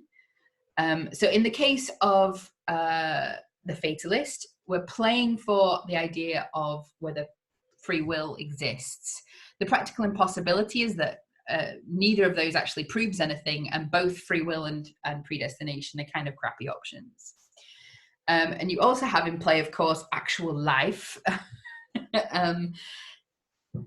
And to take part is to lose, because you're automatically engaging with that gambling addiction and that despair. So when we look at the Queen of Spades and Germain, and that the cards that he's trying to sort of steal the secret of, and then he's given them by the Countess, or is he? His overt object that he's playing for is money. What makes it impossible to attain is that this could be just a delusion, but it could also be a form of magical revenge. The Countess, and I don't want to spoil it for you too much, but he has success at first, and then something goes catastrophically wrong. So also in play is this sort of sense of self, and this motto that he has for life. It's a really famous line. So I'm not in the condition to sacrifice the necessary in hope of the superfluous. It sounds cooler in Russian, I swear. I swear it does. So to take part is to lose, is to give in already to that greed which he's been tamping down, and also his gambling addiction. So entering the game, he's already lost, because he's already given himself over to his worst self. So in Stos, I talked about with Lermontov, where you have the man again playing cards in order to win this kind of idealized woman, or to set her free. If you're wanting to put a more positive spin on how it's working out. So the overt object is the lady. She floated something white and clear and diaphanous behind him. The practical impossibility of why he can't get it, why he can't get her or can't free her, is it could all be delusion. And he's certainly being magically cheated against if it's all going well, because he hasn't won a single hand. What's also in play is this sort of sense of idealism, which is connected to this creation of the ideal woman. So one of those divine creations of the young soul, when in its abundance of strength, it creates for itself a new nature, better and fuller than that to which it is riveted. But to take part is to lose, is because it's to give in to a delusion, not a hallucination, delusion in a different sense here. It's to give in to this particular delusion of the salvific female. So as soon as he starts to play, he's already lost, because there's no way to win this game.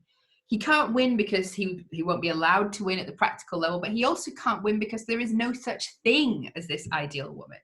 And he is allowing himself to fall into this delusion. So this is what's happening within the texts themselves, but this is also happening to us as readers. As we read these texts, we're pulled into the fantastic game. So with the Queen of Spades and with Stos, the overt object which we go into trying to resolve in a fantastic text is the mystery of the text. We want to work out, is it real or not? What stops us from being able to do that is the fact that it's pure fantastic. That there is no resolution to be found in the text. There is a deliberately kept balance. So what is also in play in these texts is things which escape into the real world. Understandings of belief, understanding, our confidence in our interpretation of the world, our understanding of the difference of the reality of the woman, for example. In other texts, it's this kind of clear conception of where madness and sanity divide, or where illusion and reality separate, or sort of the idea of predestination and free will. So all of these other questions can be brought into play as soon as we enter into trying to resolve the mystery of the text. to take part in the game of the text, to take part in the fantastic game of the text, is ultimately always to lose, because we always end the text with doubt. So we doubt the content of the actual narrative.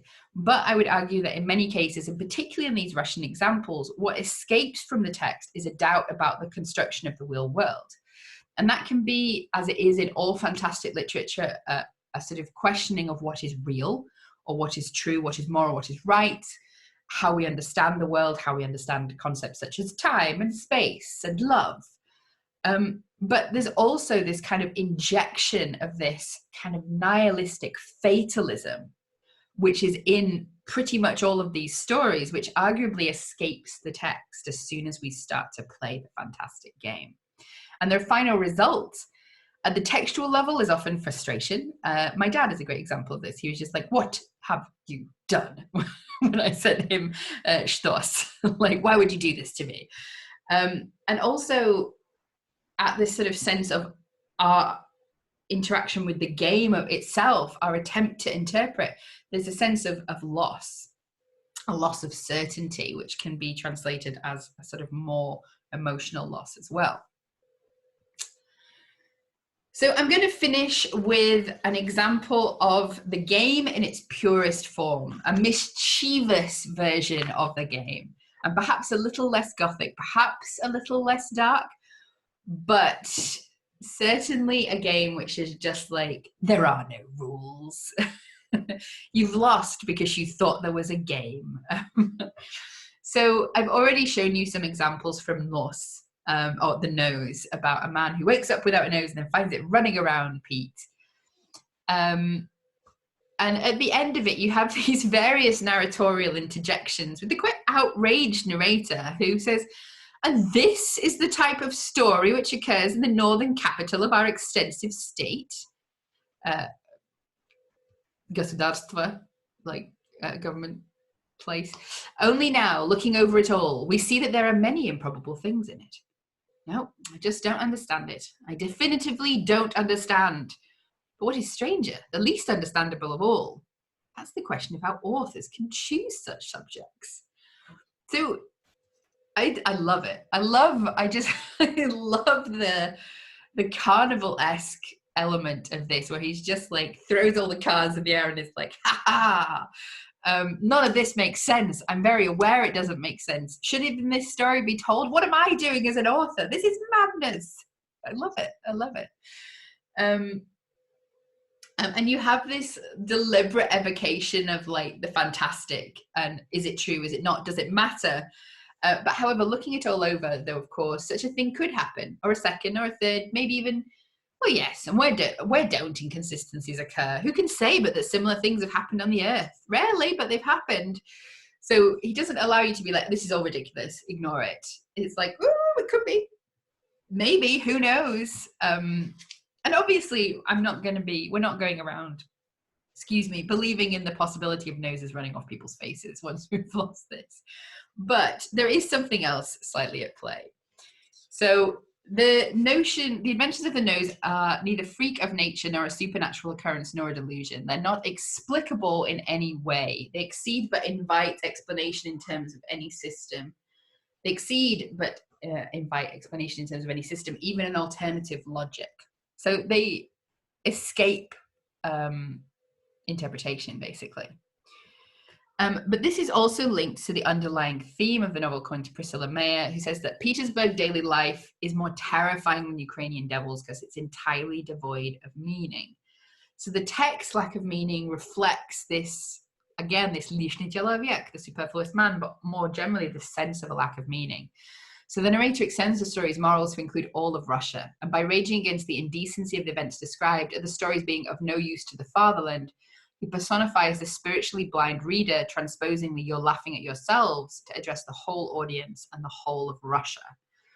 So it becomes a critique which is laughing at the reader, mocking the reader, with these kind of final interjections as well. So, lessons from a demon. The overt object of this text for us as readers is the mystery of the text. The practical impossibility of resolving it is chaos. In play, are our concepts of belief and understanding of confidence in ourselves and confidence in the world making any sense. And to take part in is to lose, because you're drawn into the ultimate meaninglessness of life. The lack of sense, the lack of sort of narrative. It's very postmodern, really, isn't it? Even though it was written in like 1840.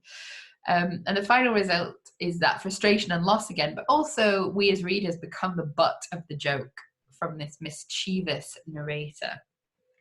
So I finished for today. These are the texts. This is my bibliography. Some of them are in Russian, but most of it's in English. I tried to just use my English sources as much as possible.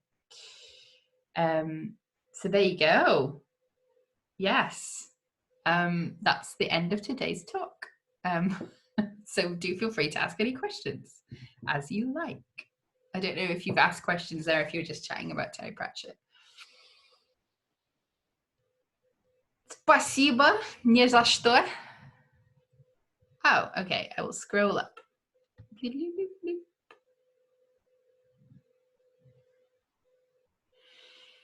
Is it an allegory for life? I don't know if that was to me. I'm going to take it as it. But yeah, it's a pretty just grim allegory for life, I think, in Russian literature. It's like doomed. You're all doomed.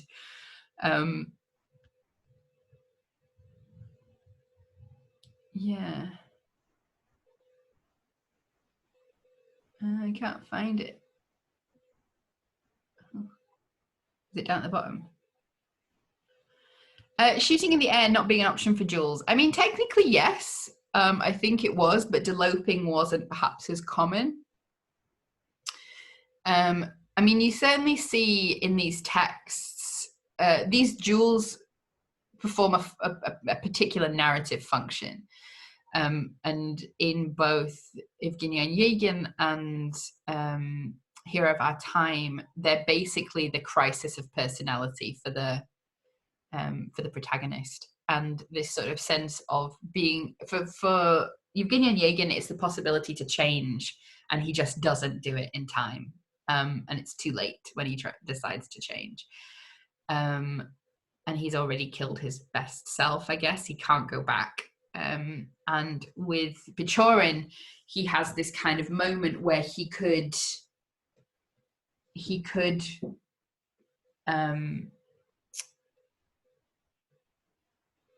it's like, you know, a kid when they've gone too far with lying and they're just like, okay, I'm going to ride or die on this lie.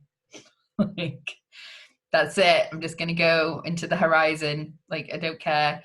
It's like that. He's basically doing that. Like, he's pushed and pushed and pushed, and it's bitten him, and it's kind of pride, and he won't back down, and he basically kills himself. Like, he kills his moral self in a sort of really bleak act of the text. And you have him, it all comes undone, and you have it sort of unwinding later as well with his love interest, his real love interest, and he kills a horse trying to ride after her, and it's all very symbolic, you know. So, I mean, I think dueling is childish, yeah. I think it always was. I think it's a very, like, childish conception of, like, masculinity and honor. Yeah, you know. To me, this idea that, like, if I shoot somebody, that makes me a good person. Like, okay, cool. Faulty logic, I would say. I guess I ask because so many of the writers died of dueling, so maybe there's some cultural context in Russia that it's less common to shoot in the air. I mean, yeah, like, there's definitely a sense in which duels in Russia were more dedicated to being deadly. Like, they were very much, like, you know, like I mentioned already, there's this sense of a move towards pistols and away from swords. So there's this move away from honor being satisfied by first blood to this narrative of death. It has to be death. So I think there's just much more a sort of cultural context in which dueling is seen as a fight to the death rather than a sort of a fight for honor, which can occasionally result in death. And I mean, in the book, I can't remember that Pechorin puts his weapon down. I think he's just hesitating when Grushnitsky says "Stradайте," shoot. Yeah. Sorry, it just gets me every time. Like Grushnitsky's little self-murder there via Pechorin. It's awful. It's an honor thing, like maybe deliberately missing your opponent can also be a hit on one's reputation, so they'd rather die or kill than be shamed. I mean, that could be the same in the English context, but deloping was much more recognized as acceptable within the English context in terms of it was still honorable because you turned up to the duel. So deloping was the honorable kind of, was an accepted honorable solution to the duel, whereas in Russia, perhaps less so. It's strange how these authors do point out the pointlessness and the losses involved, and yet they still participated in them. Interesting relationship between authors and texts. Yeah, I mean, definitely. But I mean, I think like you have this working out in their text of this sense of themselves as lishny человек, superfluous men.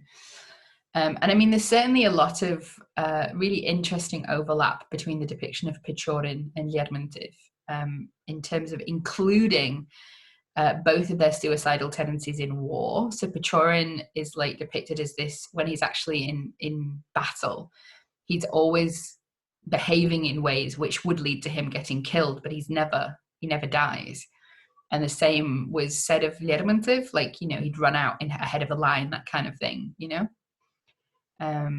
So I think that you do get this exploration of the sort of what's going on underneath that dueling culture. Yeah. I mean, if you're talking about self-dramatization as well, you know, like the Russians took it so much further than Byron. Lermontov certainly, like even in terms of the performativity of how Lermontov engaged with duels and like that kind of apocryphal perhaps tale of the milkmaid, you know, or whatever she was, that he played the role of the insouciant sort of combatant, but was also a man who had been living in ways which were inviting death, you know? So there's this kind of balance. Alcoholism in Russian, yes. Like all the texts. I mean, much more so than in kind of the fantastic in other places, drink is like one of the primary options in most of the texts for the fantastic. There's often like a narrative of alcoholism in there, which is male alcoholism. It usually is, but yeah, definitely. It's a massive issue. I mean, statistically speaking, it's still a massive issue in Russia today. It always has been, and there's a very different drinking culture. So yeah. So is it connected to the fantastic? I mean, in terms of a mechanic of how the fantastic works, yes.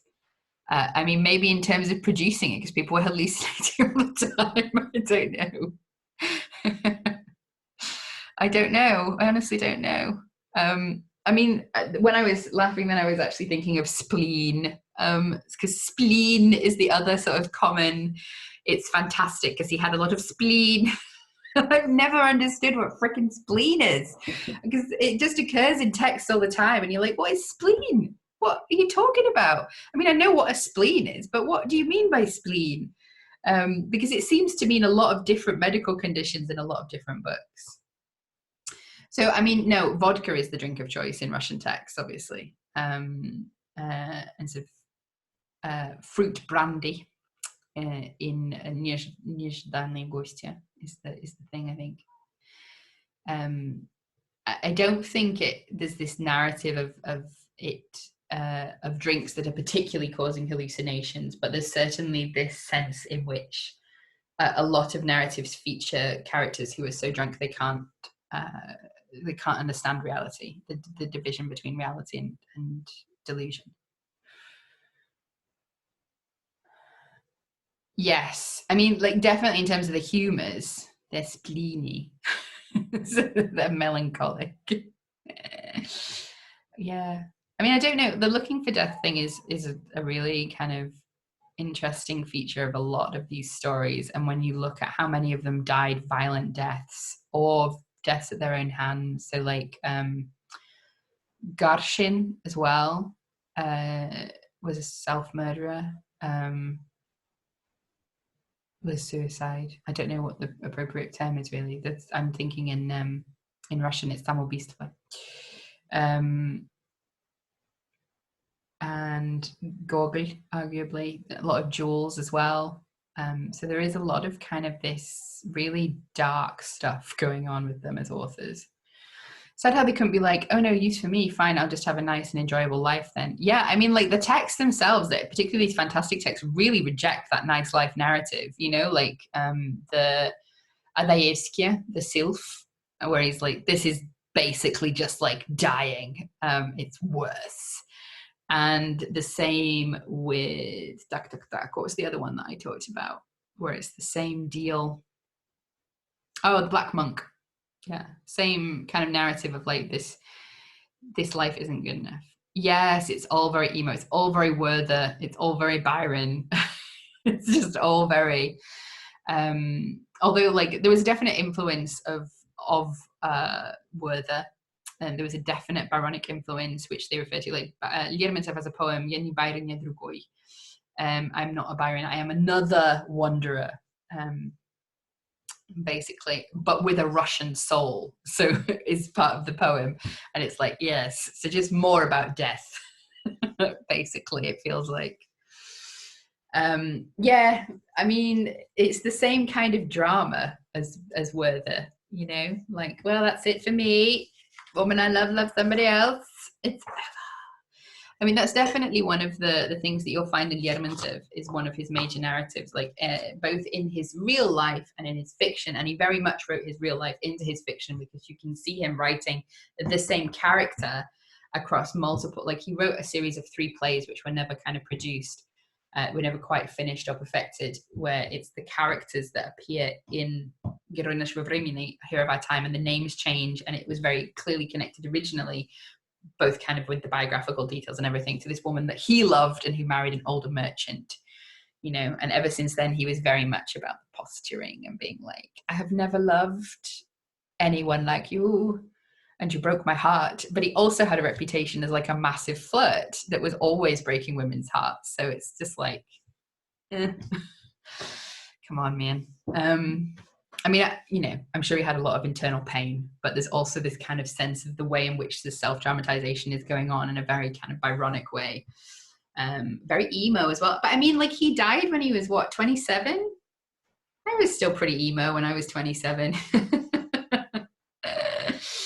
They're very young. And I mean, also, you know, the realities of the lives they were living were often quite dark, really. I am still a bit goth, yeah. I totally I loved Lermontov when I was growing up, loved Pechorin. I was like, I totally feel you guys. And then I read it again in like my 30s. I was like, oh no, I don't. We're nothing alike anymore. Asking because in American Gothic scholarship, everyone is obsessed with the fact that American Gothic doesn't have the same images as British Gothic, but talks about some of the same issues like patriarchy, inheritance stuff. Would you say that the jewel is a sort of quintessential image of the Russian Gothic, or are there others? I mean, there's a lot that goes into the Russian Gothic, and I would say that like the Russian Gothic isn't a tradition that's as distinct as you'll find in the British tradition, partly because of the way that the genres developed together. So you're getting the Romance writers writing Gothic very specifically as part of their later work, you know, not like Shelley, who wrote it early and then moved away from it. And you're getting as well sort of a lot of the major writers writing across different genres. So genres in terms of plays, poetry, prose. So a sense in which there's not that kind of division, which you do find in discussions of Romanticism and the Gothic, between a kind of high literature of poetry and a low literature of the novel. You don't really have that distinction in the same way. So there's a very different kind of timeline for development. And also you're getting realism, like Pushkin is known as a realist as well, as is Gogol. Originally he was known as a realist. And neoclassicism. So you're getting all of those things mixed in together. So you don't have this distinct tradition in the same way. But I would say that the jewel is a really central feature or a recurring feature of the novels of the superfluous man. And some of those overlap with the Gothic. But you're also getting a lot of like the folkloric elements, a lot of the fantastic, sort of sense of like in a way that's much stronger than in like the British tradition, for example. You're getting this question of the border between sanity and reality, and these kind of questions about the meaning of life are very overtly addressed within Gothic texts. That's kind of the principal question of a lot of them in Russian, you know. So yeah, I mean, inheritance, I wouldn't say is a major part of it, for example. So you're not getting necessarily this same emphasis on themes, but I think again, it's partly because you're getting this mix of different, you know, you're getting this very different history of the development of the Gothic, and also this real emphasis on the fantastic as the principal mode of the Russian Gothic. And apart from that, you're getting the folkloric. So, you know, like the Gogol's farm, Evening on a Farm in Dekanka. So you've got the very folklorically influenced, or you've got the fantastic, are kind of the two main modes. So they are slightly different, you know, they're exploring different things. And there's also a big emphasis on kind of national identity. There's a lot of focus on the Caucasus as sites of the Gothic, and this kind of idea of the edge of empire and the understanding of the Russian Empire that was occurring at the time. So you've just got a very different like historical and cultural picture, which is getting reflected, even though you're getting this very clear interaction and borrowing from sort of wider European traditions. If that's any help at all. That was very vague. It seems as if the Russian Gothic is much more subtle in being subterranean and as such much more general and present in various texts, if not always obvious or distinctly Gothic. I mean, the main thing, but even when it isn't, those elements don't seem to disappear. Yeah, I mean, like, I think the Gothic is a bit like that maybe in some the American tradition a little bit more than the English, yeah. So it's kind of part of that tradition for a lot longer. I mean, yeah, because I mean, there's a lot of the classic Russian texts, a lot of the classic realist texts have a lot of really Gothic elements. Yeah, with the folklore as well. I mean, you know, like Dostoevsky, Tolstoy, Chekhov, you know, it's all there. It's all a little bit Gothic. But I mean, there's also this thing with Russian literature, it's all super dark most of the time. So not always, but most of it. So it all has a little bit more of a Gothic feel, because most of the time you're like, I literally didn't read anything but like romance for years after my degree, like 2 or 3 years, because I was so like depressed. Because yeah, my first degree was Russian literature predominantly. I mean, Russian and Spanish, but I specialized in 19th century Russian literature. So it was like everything was really doom all the time. Yeah, great times. So if anyone has any more questions, do feel free. We've obviously come to the end. We've run over a little bit with the questions there. So thank you for coming. If you want to leave, do feel free. If you want to stay in chat, do feel free. I'll pop my Ko-fi link again there. And yeah, so thank you very much for coming. As I say, do feel free to leave. I'll turn off the recording so that we can chat and ask any questions you want by video, etc.